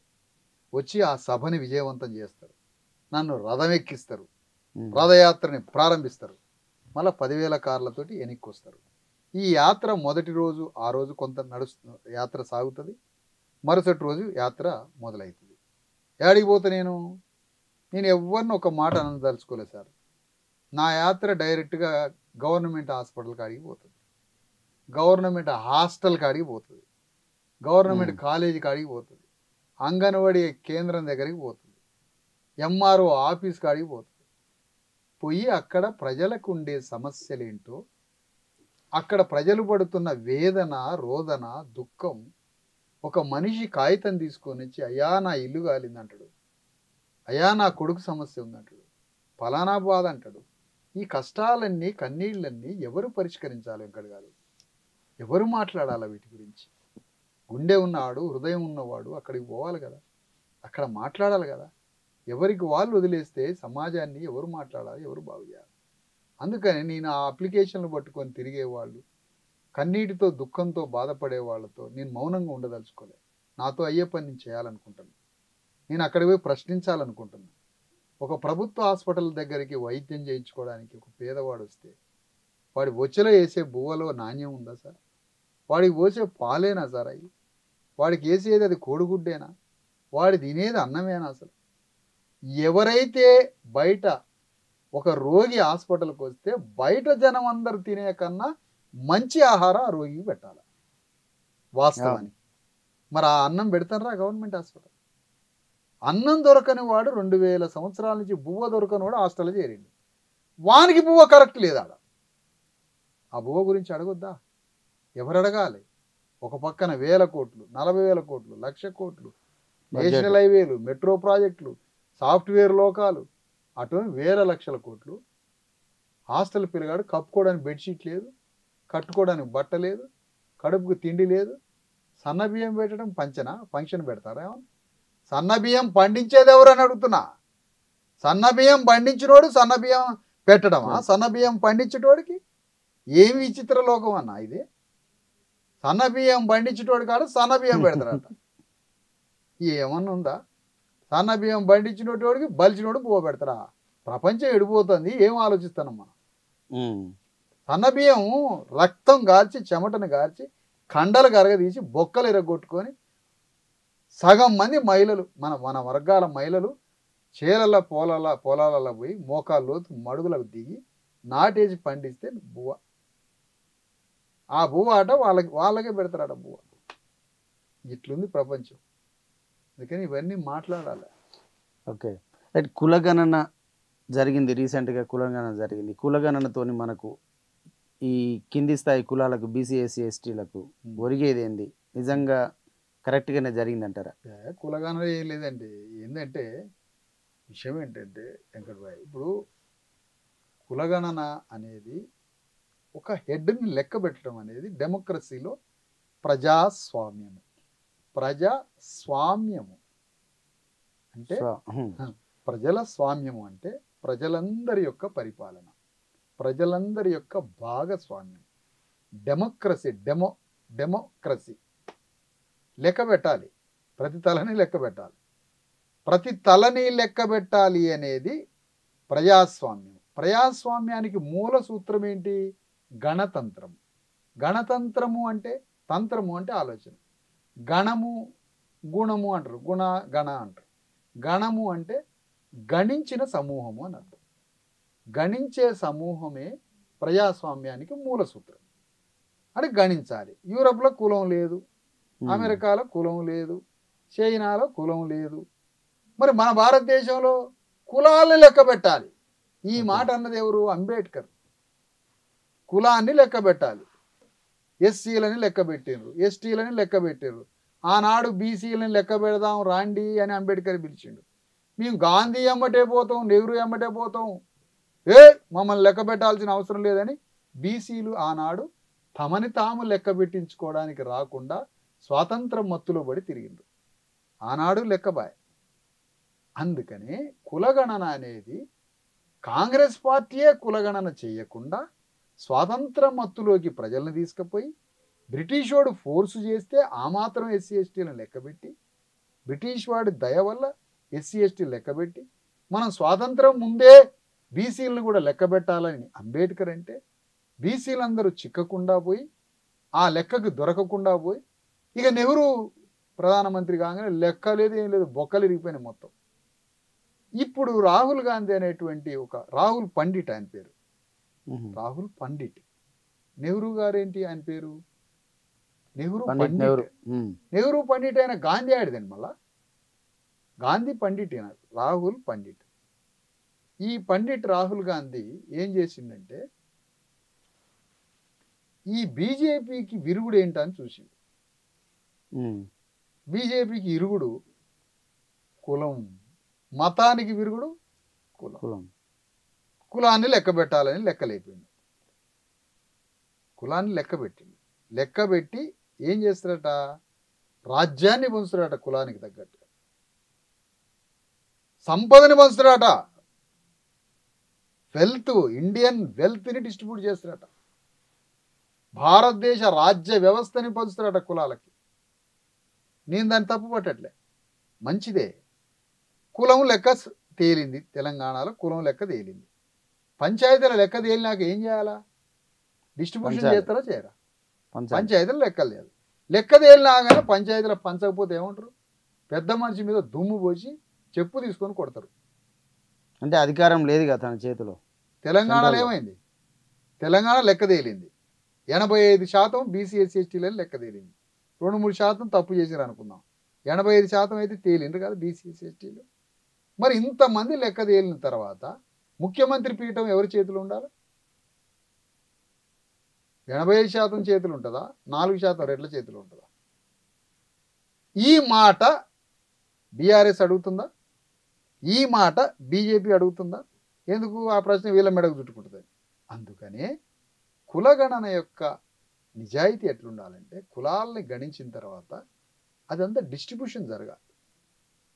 డిస్ట్రిబ్యూషన్ చేయకుండా కులాలను లెక్క తెలంగాణలో లెక్క. వీళ్ళంటే కేంద్రంలో బిల్లు ప్రవేశపెడితే దేశం మొత్తం అంటే కేంద్రంలో వెలువడే ఉద్యోగాలకు 42% తేలిపోయింది. 42% బీసీలకి రిజర్వేషన్లు ఇవ్వాలని ఒకటి బిల్లు పంపారు. గవర్నర్ సంతకం పెట్టలే. సంతకం పెట్టకపోయినా ఢిల్లీలో గుడ్డ కాల్చి బట్ట కాల్చి బీజేపీ మీద వేయాలనుకున్నారు. గవర్నర్ సంతకం లేదు. సరే సంతకం లేకపోయినా కూడా ఓకే ధర్నా చేసి ఆడ బిల్లు పెట్టమన్నారు. బాగానే ఉంది అంతవరకు. పార్లమెంట్లో బిల్లు పెట్టమన్నారు. మరి ఇప్పుడు ప్రధాన ప్రశ్న, మరి రాజ్యం ఎవరి చేతిలో ఉండాలా? దానికి బిల్లు పెట్టేది లేదుగా పార్లమెంట్లో. గవర్నమెంట్ ఎవరి చేతిలో ఉండాలి? 85% ప్రజల చేతిలో ఉండాలి. తెలంగాణ గవర్నమెంట్ ఎవరి చేతిలో ఉంది? రెడ్డి చేతిలో ఉంది. బీసీ ఎస్సీ ఎస్టీల చేతిలో లేదు. దీనికి పార్లమెంట్లో బిల్లు పెడతారా? ఇది సొంతంగా చేసుకునే పని కాదు. రాహుల్ గాంధీ చేయొచ్చు కదా, నైతికంగా రేవంత్ రెడ్డి చేసుకోవచ్చు కదా. ఇది మనం అడుగుతున్నమాట. అందుకని చిత్తశుద్ధి కావాలి.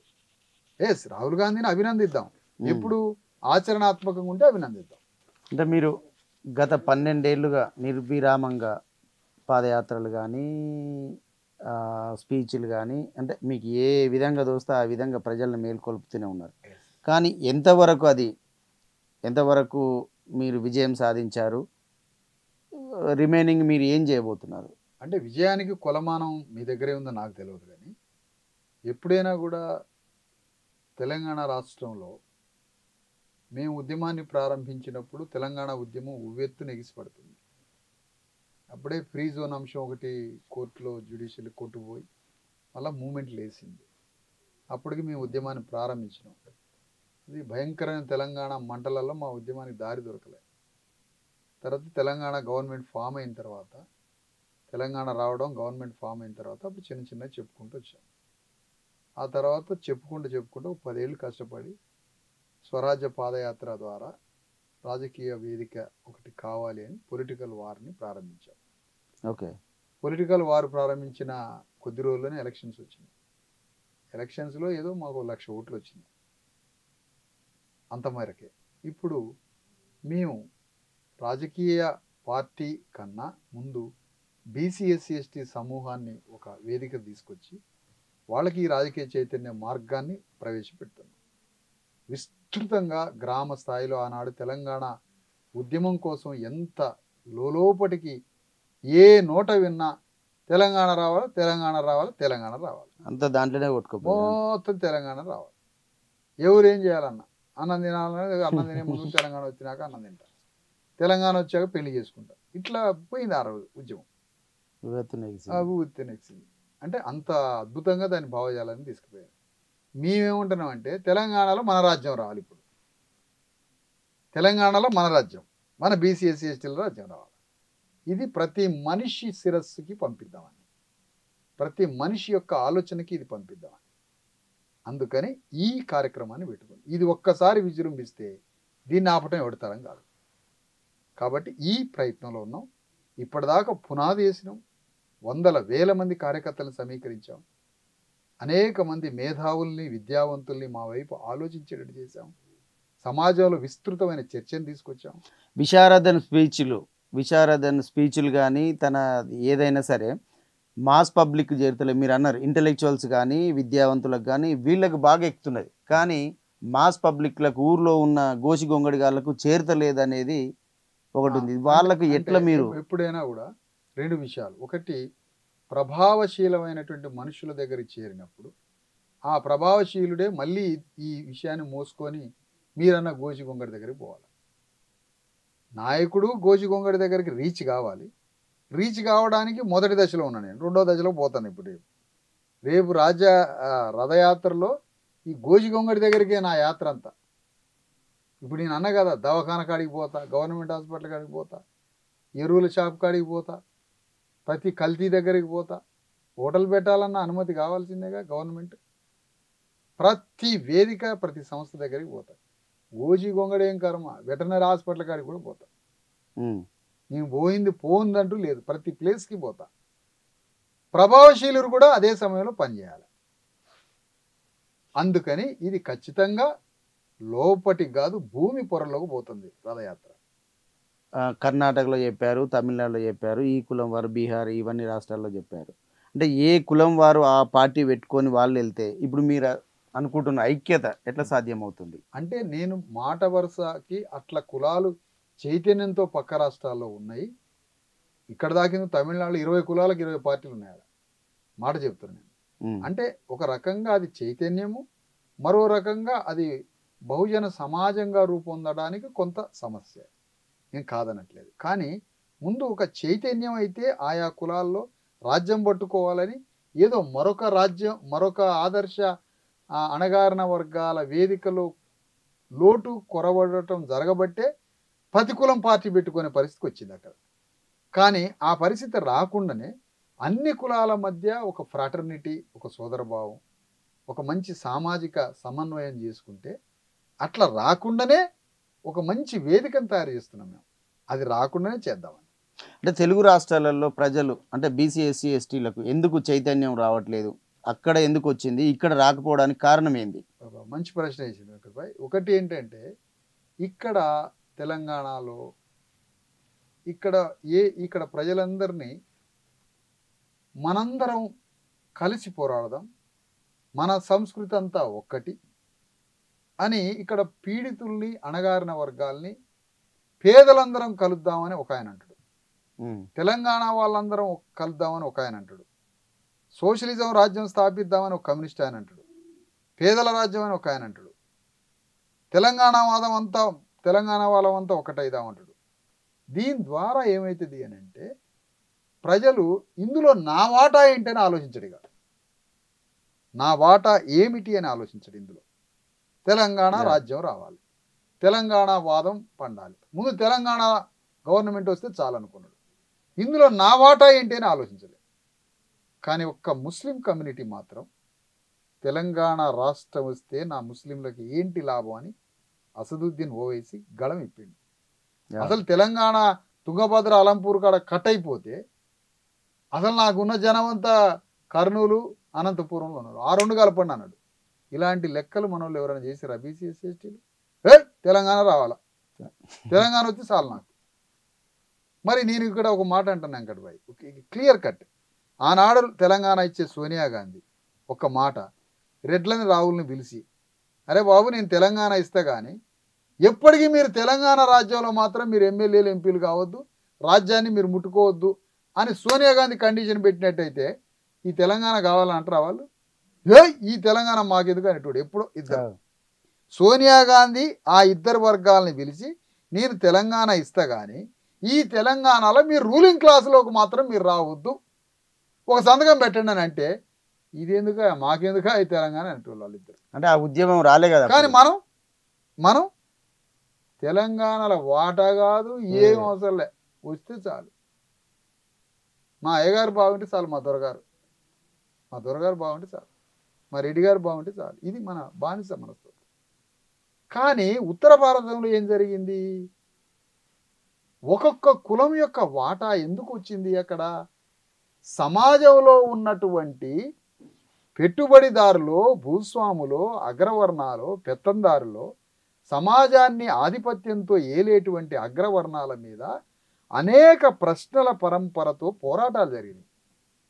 ఆ పోరాటాల ద్వారా జ్యోతిరావు ఫూలే, సాగు మహారాజు, సంత్ కబీర్దాస్ ఆధ్యాత్మిక ప్రజాస్వామ్య పోరాటం, రవిదాస్ ఆధ్యాత్మిక ప్రజాస్వామ్య పోరాటంతో ప్రతి మనిషి ఈ వ్యవస్థలో నా వాటా ఎంతని అడిగిర్రు అక్కడ.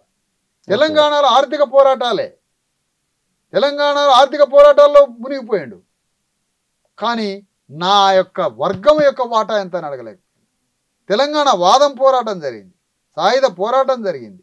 తెలంగాణలో ఈ పోరాటాల వల్ల, ఆర్థిక పోరాటాల వల్ల సామాజిక చైతన్యం కొరవడింది. ఫండమెంటల్ సూత్రం ఇది. ఓకే. కానీ ఉత్తర భారతదేశంలో అది జరగలేదు. ఒక్క కబీర్ వేసిన బాణానికి విలవిలలాడిపోయింది సమాజం. ఏమనుకుంటారు అక్కడ నార్త్లో?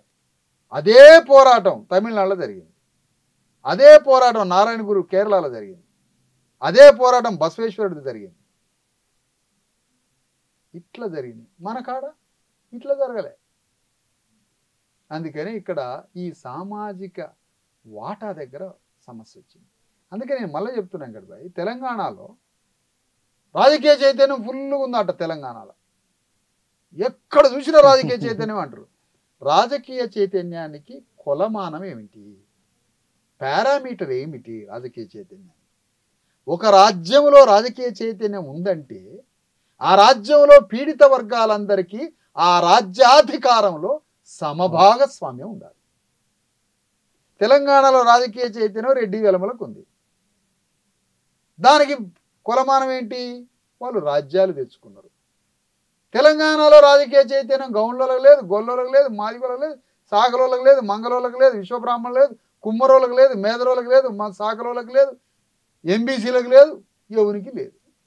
లేదనడానికి కొలమానం ఏంటి? వీళ్ళకి రాజ్యంలో వాటాలు. కానీ మన మేధావులు ఏం చెప్తారు? తెలంగాణలో అభ్యుదయవాదులు, ప్రోగ్రెసివ్వాదులు, కమ్యూనిస్టులు తెలంగాణకి రాజకీయ చైతన్యం ఎక్కువ అట. ఇది ఒక అట్టర్ ఫ్లాప్ మాట. ఇది నేను మాట్లాడతా, వాదిస్తా, నన్ను తీసుకొచ్చి కూర్చోబెట్టాను. రాజకీయ చైతన్యం రెడ్లకు ఉంది, రాజకీయ చైతన్యం వెలమలకు ఉంది. రెడ్లకి తక్కువ ఉంటుందేమో రాజకీయ చైతన్యం అనుకొని రేవంత్ రెడ్డి ఏం చేసిండో తెలుసా? కాంగ్రెస్ పార్టీకి ప్రచారం, అస్తం గుర్తుకు ప్రచారం చేసింది ఆయన సెకండ్ స్టేజ్. మొదటి స్టేజ్లో ఏం చేసిండు? రెడ్లని రాజకీయ చైతన్యం చేసిండు, ఏకం చేసిండు అనేది. మామూలు పని చేసిండు అనుకుంటారా? చిన్న పనా? కేసీఆర్ దగ్గర ఉన్న రెడ్డి సైన్యం మొత్తాన్ని రాండి బయటికి, ఆత్మగౌరవం ఉంటే అక్కడి నుంచి బయటికి రాండి అన్నాడు. ఎంత పెద్ద సవాల్ అది! ఆత్మగౌరవం ఉన్న రెడ్లారా, మీకు ఆత్మగౌరవం ఉంటే ఆ శిబిరం నుంచి బయటికి రా అన్నాడు. ఎందుకన్నాడో తెలుసా? కేసీఆర్కి రాజ్యం తెచ్చిన సైనికులు ఎవరో తెలుసా? తెలంగాణలో ఊళ్ళో మొత్తం తెలంగాణ జెండా పట్టుకొని, ఊళ్ళో అన్ని కులాలు, సబ్బండ కులాలు ఓలలు పట్టుకొని, ఒకడు ఇక కుమ్మరి కుండలు పట్టుకొని, సాగల బండలు పట్టుకొని తిరిగిన వాళ్ళు వీళ్ళు కాదు. ఆ ఊళ్ళో ఉన్న రెడ్డి ఆయన ఉన్నాడు చూసినవా, అతను తెలంగాణ రాజ్యాన్ని తీసుకొచ్చిన సైనికుడు. ఇప్పుడు రేవంత్ రెడ్డి ఏమంటే తెలుసా? ఈ రాజ్యాన్ని తీసుకొచ్చి వెలమ దొరకొప్ప చెప్పారు ఏందిరా మీరు? మీకు ఆత్మగౌరవం లేదా? మీరు ఆ వెలమరాజు నుంచి బయటకు వస్తే మన రెడ్డి రాజ్యాన్ని స్థాపించుకుందాం అని ఆహ్వానించండి. ఇది ఎంతమందికి అర్థమైందో మన వాళ్ళకి?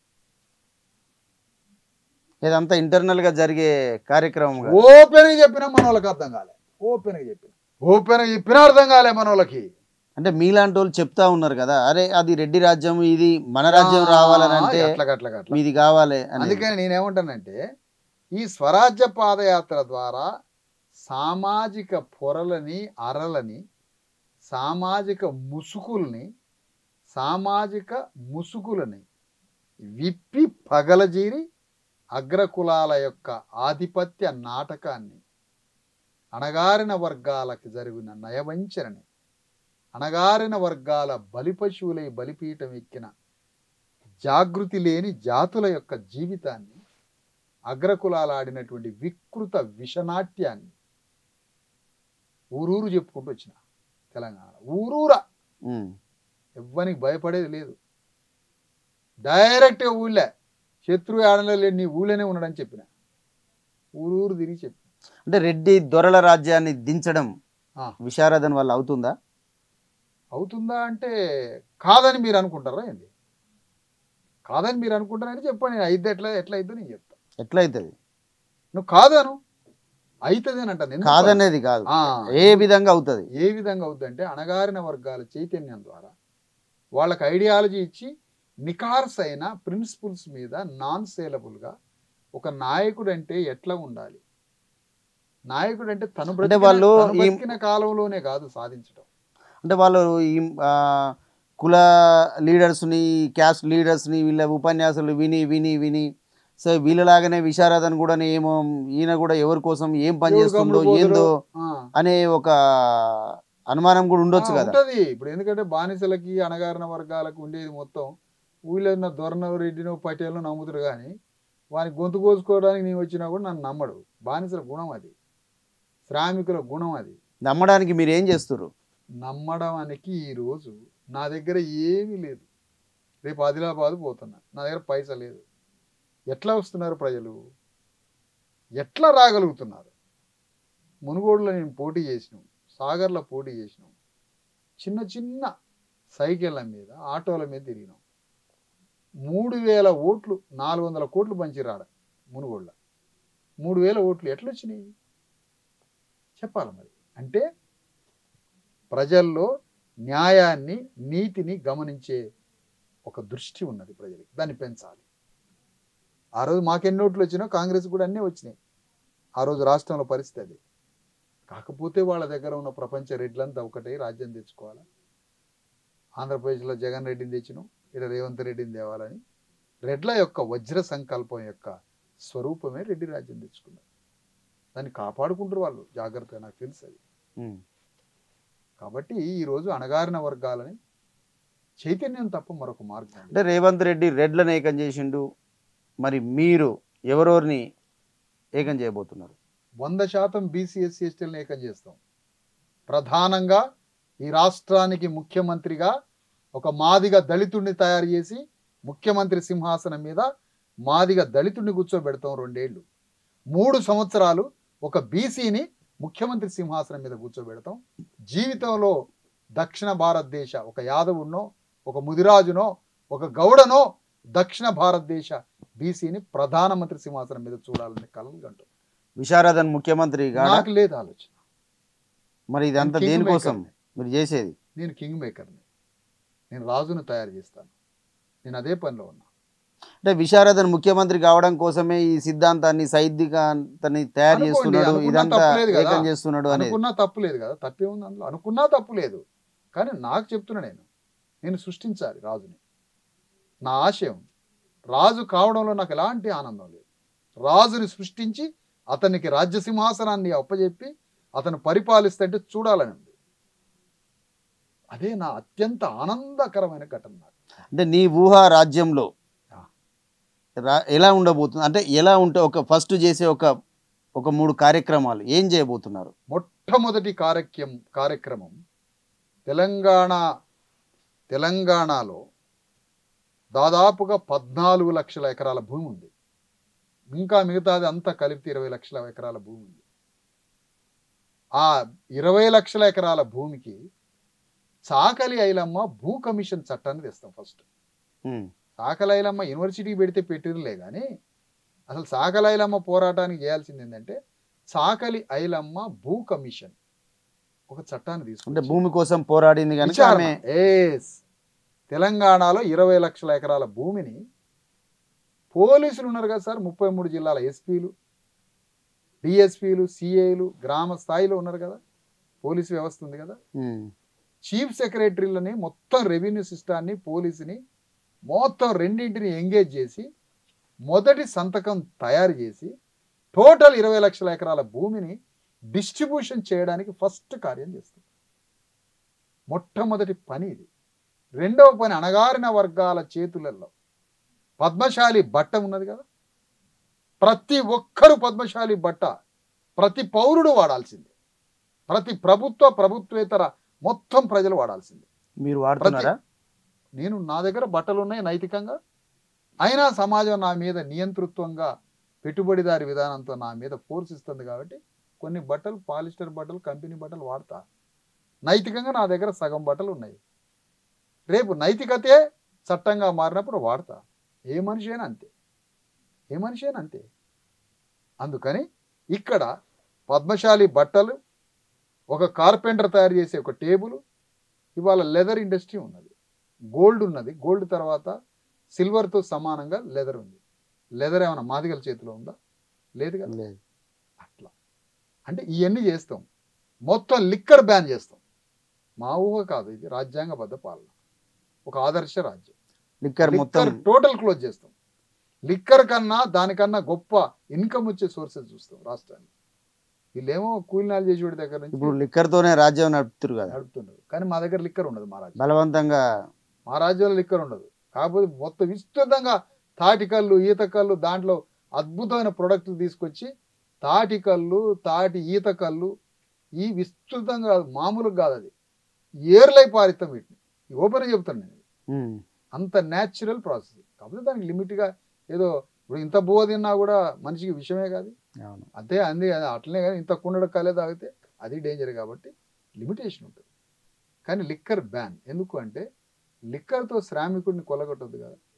కొన్ని ఇంటర్నేషనల్గా ఏమైనా ఉంటే తప్ప లిక్కర్ ఉండకూడదు మన రాజ్యంలో. ఇట్లా భూమిని పంచటము, అణగారిన సాంఘిక సంక్షేమ హాస్టల్ విద్యార్థులకి ఒక యూరప్లో, ఒక ప్రపంచంలో అక్కడ ఉన్న విద్యార్థులు ఏ విధంగా చదువుతున్నారో స్వర్గధామం లాంటి స్కూల్స్ని కట్టించి ఒక అద్భుతమైనటువంటి స్కూల్స్.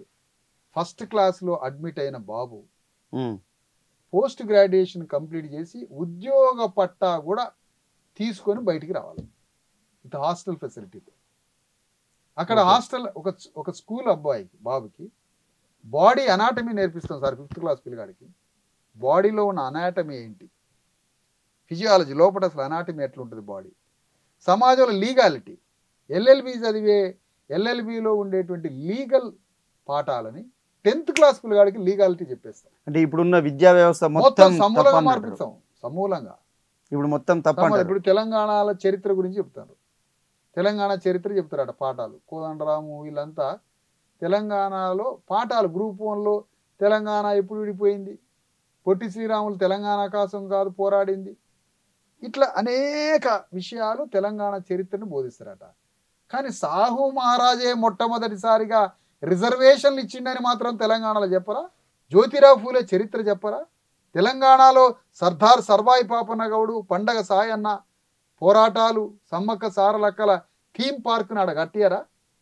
వాళ్ళు వెలమరాజ్యం మీద యుద్ధం చేసిరు కదా, దానికి సంబంధించిన చదువు లేదా? ఇక్కడ ప్రజలు చైతన్యం అవుతారు కదా. మరి ఇది ఎప్పుడు? అందుకని ఇలాంటివి ఉంటాయి. హాస్టల్స్ని అద్భుతంగా తీర్చిదిద్దు. విద్యని వైద్యాన్ని ఫ్రీగా చేస్తాం. ₹1 లేకుండా చదువుకోవాలి పిల్లలు. సన్న బియ్యాలు ఇవ్వడం కాదు, పిల్లగాళ్ళకి ఉన్నత విద్య చదివి ఉద్యోగం వచ్చేంత వరకు అద్భుతంగా. అంటే మీరు కలలు కన్నా ఈ రాజ్యం వచ్చేది అంటే ఎంత కాలం పట్టొచ్చు అంటారు? మేము పెట్టుకునే దశాబ్ద కాలం. మరి ఈ దశాబ్ద కాలంలో ఇంకా ఆల్టర్నేట్గా చేయొచ్చు కదా. ఇప్పుడు మీరు అన్నయ్య చెప్పినవి బాగుంది. ప్రభుత్వం మీద యుద్ధం చేస్తూనే ఉంటాం వీటి గురించి. మేము ప్రతి డిమాండ్ పట్ల రాజ్యం మీద పోరాడుతూనే ఉంటాం.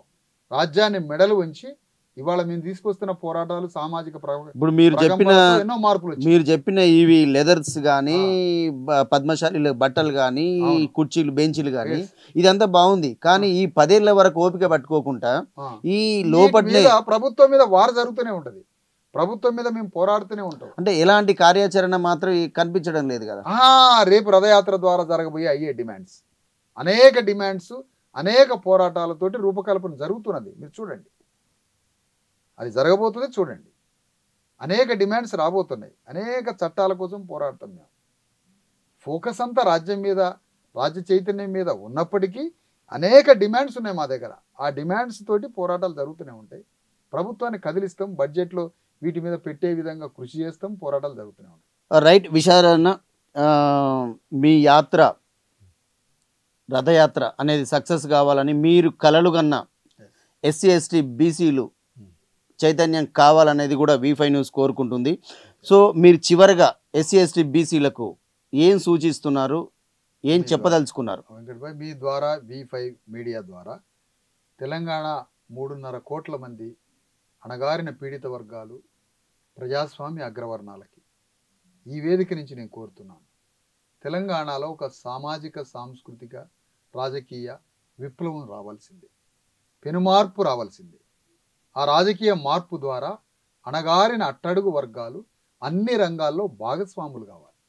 రాజ్యంలో, సంపదలు, భూమిలో, వనరులలో, అన్నిటిలలో బిడ్డలంతా, పేద బిడ్డలు, అణగారిన వర్గాలు భాగస్వాములు కావాలి. సంపదలో భాగస్వామి అయినప్పుడే కదా తిండి తినేది. రాజ్యంలో భాగస్వామ్యం అయినప్పుడే కదా అతనికి రావాల్సిన వాటా చెందేది. సమాజంలో ప్రధాన స్రవంతిలో భాగస్వాములు అయినప్పుడే కదా సామాజిక గౌరవం, మానవ హక్కులు లభించేది. కాబట్టి ఈ భాగస్వామ్యం కోసం సాగుతున్న ఒక పెద్ద చారిత్రాత్మకమైన ఏప్రిల్ 14న 1,00,000 కిలోమీటర్ల రథయాత్ర ఆదిలాబాద్ నుండి ప్రారంభమవుతుంది. ఈ ఆదిలాబాద్ నుండి ప్రారంభమయ్యే 1,00,000 కిలోమీటర్ల రథయాత్ర ఒక పెద్ద భారీ బహిరంగ సభ ద్వారా ప్రారంభమవుతుంది. ఇది ప్రజాస్వామ్యయుతంగా, శాంతియుతంగా 1,00,000 భారత రాజ్యాంగాలని 1,00,000 కిలోమీటర్ల ప్రయాణంలో 1,00,000 భారత రాజ్యాంగాల్ని పంచబోతున్నాం. భారత రాజ్యాంగ పుస్తకాలు అంటే తద్వారా ఏం చెప్పదలుచుకున్నారు? అసలు ఈ సిస్టమ్ నడిచేది రాజ్యాంగం మీద, ఈ వ్యవస్థ నడిచేది రాజ్యాంగం మీద. రాజ్యాంగం మీద అవగాహన కలగాలని, రాజ్యాంగ పుస్తకం ద్వారా సమాజం ఆ ఆలోచనలతో పోవాలని, అట్లీస్ట్ లోపల అధికారంలో అవన్నీ చదవకపోయినా ప్రియాంబులు, మెయిన్ కనీసం మానవ హక్కులు, ప్రాథమిక హక్కులు, ఆదేశాలు, కనీసం మనకున్నటువంటి అణగారిన వర్గాల హక్కులు, ఇవన్నీ మినిమం సమాజంలో చదవాలని, 1,00,000 రాజ్యాంగాల్ని పంచుతూ సమాజంలో చైతన్యం తీసుకొస్తున్నటువంటి ఈ రాజ్య చైతన్య యాత్ర ప్రజా సమస్యల్ని పరిష్కరించడానికి ప్రపంచం ముందు, ప్రభుత్వం ముందు ప్రజల సమస్యల్ని విప్పి విశదీకరించి ప్రజల కన్నీటిని, దుఃఖాన్ని రాజ్యం ముందు వివరించడానికి శాంతియుతంగా సాగబోతుంది యాత్ర. ఈ యాత్రలో మీరందరూ ప్రజలు భాగస్వాములు కావాలని కోరుతున్నాం. ఇదే సమయంలో ఈ వేదిక నుంచి కూడా ప్రభుత్వం మాకు శాంతి భద్రతలతో మా యాత్రకి రక్షణ, సహకారం ప్రభుత్వం కూడా అందించాలి. ఇలాంటి యాత్రలు, ఇలాంటి ప్రజాస్వామ్య పోరాటాల వల్లనే ప్రభుత్వ పనితీరు కూడా మరింత మెరుగుపడుతుంది. ప్రజల నుంచి ప్రతిపక్ష, ప్రజల యొక్క ధిక్కార, ప్రజల యొక్క ఆకలి, మానవ హక్కుల గురించి జరిగే పోరాటాలు, రాజ్య పోరాటాలు జరిగినప్పుడే ప్రభుత్వాన్ని ప్రజాస్వామ్యబద్ధంగా నడిపించే వీలు ఉంటుంది. డెమోక్రసీ ఎక్కడ సక్సెస్ అవుతుంది అని అంటే, డెమోక్రసీ సక్సెస్ అయ్యే ఆధారిత కింద అట్టడుగు వర్గాల యొక్క ప్రశ్నల పరంపర, వాళ్ళ యొక్క వాటాని, వాళ్ళ యొక్క భాగస్వామ్యాన్ని ప్రజలు కోరుకున్నప్పుడు మాత్రమే, దానిపై పోరాటం జరిగినప్పుడే డెమోక్రసీ సక్సెస్ అవుతుంది. ఓకే, అందుకని ఈ వేదిక నుంచి మరొకసారి కోరుకునేది, ఈ రథయాత్రలో ప్రజలందరూ భాగస్వాములై రాజ్య చైతన్యం కోసం సాగే రాజ్యాధికార సమరంలో భాగస్వాములై అంతిమంగా బీసీఎస్ ఎస్టీల రాజ్యాధికారంలో ఈ పోరాటంలో అందరూ వచ్చి సహకరించాలని కోరుతున్నాం ఈ వేదిక. రైట్, థ్యాంక్ యూ అన్న, థ్యాంక్ యూ వెరీ మచ్. అలాగే మీ యాత్ర సక్సెస్ కావాలని V5 న్యూస్ కోరుకుంటుంది. Thank you very much. బీఎస్పీనే దాన్ని ఇక్కడ కొనసాగించవచ్చు కదా, అదే పార్టీలో ఉంటూ మళ్ళీ కొత్త పార్టీని ఎందుకు పెట్టడం జరిగింది?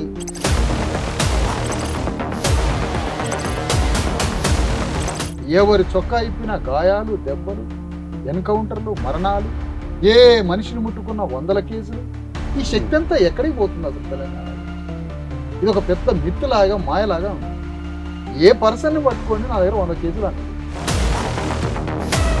7% 10% లేని వాళ్ళు ఓట్లు వేసుకొని ఎమ్మెల్యేలై, కౌన్సిలర్లై, కార్పొరేట్లై మరి తెలంగాణని ఈ విధంగా వెళ్తున్నదే. ఓటు అమ్ముకుంటున్నావు అంటే నీ జీవితాన్ని అమ్ముకోవడం, నీ ఆత్మని అమ్ముకోవడం, నీ కుటుంబాన్ని అమ్ముకోవడం.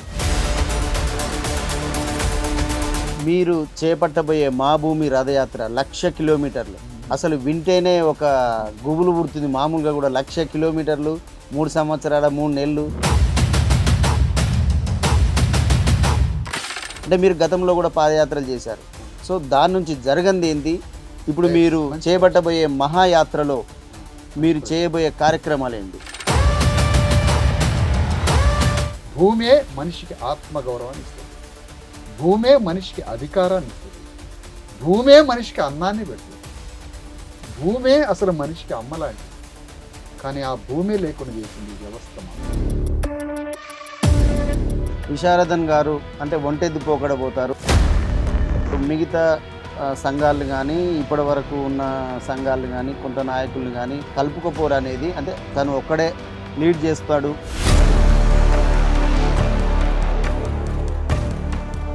ఒంటెద్దు పోకడ అన్నదానికన్నా అందరినీ జాగ్రత్త పట్టుకొని నదిని ఈదుతూ ఉంది. అంటే అందరినీ గట్టిగా పట్టుకొని ఈదుతూ ఉంటాను నది. నేను డిస్టర్బ్ గాను, వాళ్ళ మాటలు వీళ్ళ మాటలు వినటం.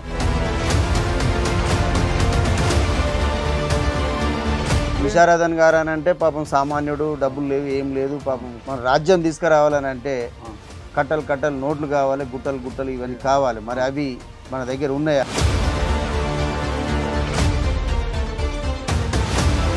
ఐడియాలజీ లేనప్పుడు అబద్ధాల ప్రపంచాన్ని నిర్మించేటోడికి 100 కోట్లు కావాలి. దేనికి కావాలంటే 3 కావాలి. ఒక ఎమ్మెల్యే 50 కోట్లు అప్పు చేయండి చికెన్ మటన్కి మందుకు. అందుకనే వరల్డ్ మొత్తంలో మీకు అత్యంత ఓట్లు అమ్ముడుపోయే దేశం భారతదేశం. భారతదేశంలో ఓట్లు ఎక్కువ అమ్ముడుపోయేది ఉమ్మడి ఆంధ్రప్రదేశ్, తెలంగాణ.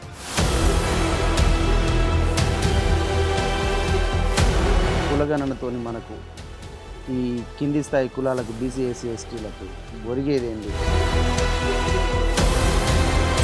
అమెరికాలో కులం లేదు, చైనాలో కులం లేదు.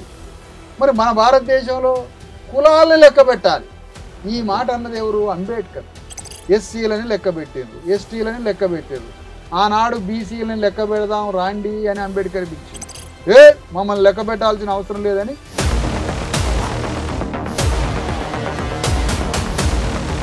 అంటే తెలుగు రాష్ట్రాలలో ప్రజలు అంటే బీసీ, ఎస్సీ, ఎస్టీలకు ఎందుకు చైతన్యం రావట్లేదు? అక్కడ ఎందుకు వచ్చింది, ఇక్కడ రాకపోవడానికి కారణం ఏంటి? ఆనాడు తెలంగాణ ఇచ్చే సోనియా గాంధీ ఒక్క మాట రెడ్లని రావుల్ని పిలిచి, అరే బాబు నేను తెలంగాణ ఇస్తే కానీ ఎప్పటికీ మీరు తెలంగాణ రాజ్యంలో మాత్రం మీరు ఎమ్మెల్యేలు, ఎంపీలు కావద్దు, రాజ్యాన్ని మీరు ముట్టుకోవద్దు అని సోనియా గాంధీ కండిషన్ పెట్టినట్టయితే ఈ తెలంగాణ కావాలని అంటారు వాళ్ళు. ఈ తెలంగాణ మాకెదుగు అయిపోయాడు ఎప్పుడు.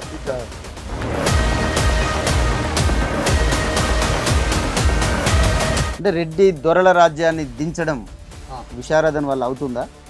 కాదని మీరు అనుకుంటారంటే చెప్పండి. అయితే ఎట్లయితే నువ్వు కాదు అవుతుంది అని అంటారు. కాదనేది కాదు, ఏ విధంగా అవుతుంది? ఏ విధంగా అవుతుందంటే కుల లీడర్స్ని, క్యాస్ట్ లీడర్స్ని వీళ్ళ ఉపన్యాసాలు విని సో వీళ్ళలాగానే విశారదన్ కూడా ఏమో ఈయన కూడా ఎవరి కోసం ఏం పని చేస్తుందో ఏందో అనే ఒక అనుమానం కూడా ఉండొచ్చు కదా.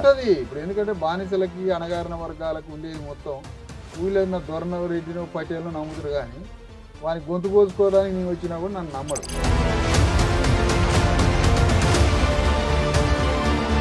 అంటే రేవంత్ రెడ్డి రెడ్లను ఏకం చేసిండు, మరి మీరు ఎవరెవరిని ఏకం చేయబోతున్నారు? ముఖ్యమంత్రి సింహాసనం మీద మాదిగా దళితుడిని కూర్చోబెడతాం 2 ఏళ్ళు. 3 సంవత్సరాలు ఒక బీసీని ముఖ్యమంత్రి సింహాసనం మీద కూర్చోబెడతాం. జీవితంలో దక్షిణ భారతదేశ ఒక యాదవునో, ఒక ముదిరాజునో, ఒక గౌడనో దక్షిణ భారతదేశ బీసీని ప్రధానమంత్రి సింహాసనం మీద చూడాలని కలుగుతాం. పద్మశాలి బట్ట ఉన్నది కదా, ప్రతి ఒక్కరు పద్మశాలి బట్ట ప్రతి పౌరుడు వాడాల్సింది. ప్రతి ప్రభుత్వేతర మొత్తం ప్రజలు వాడాల్సింది. మీరు వాడుతున్నారా? అయినా సమాజం నా మీద నియంతృత్వంగా పెట్టుబడిదారి విధానంతో నా మీద ఫోర్స్ ఇస్తుంది కాబట్టి కొన్ని బట్టలు, పాలిస్టర్ బట్టలు, కంపెనీ బట్టలు వాడతా.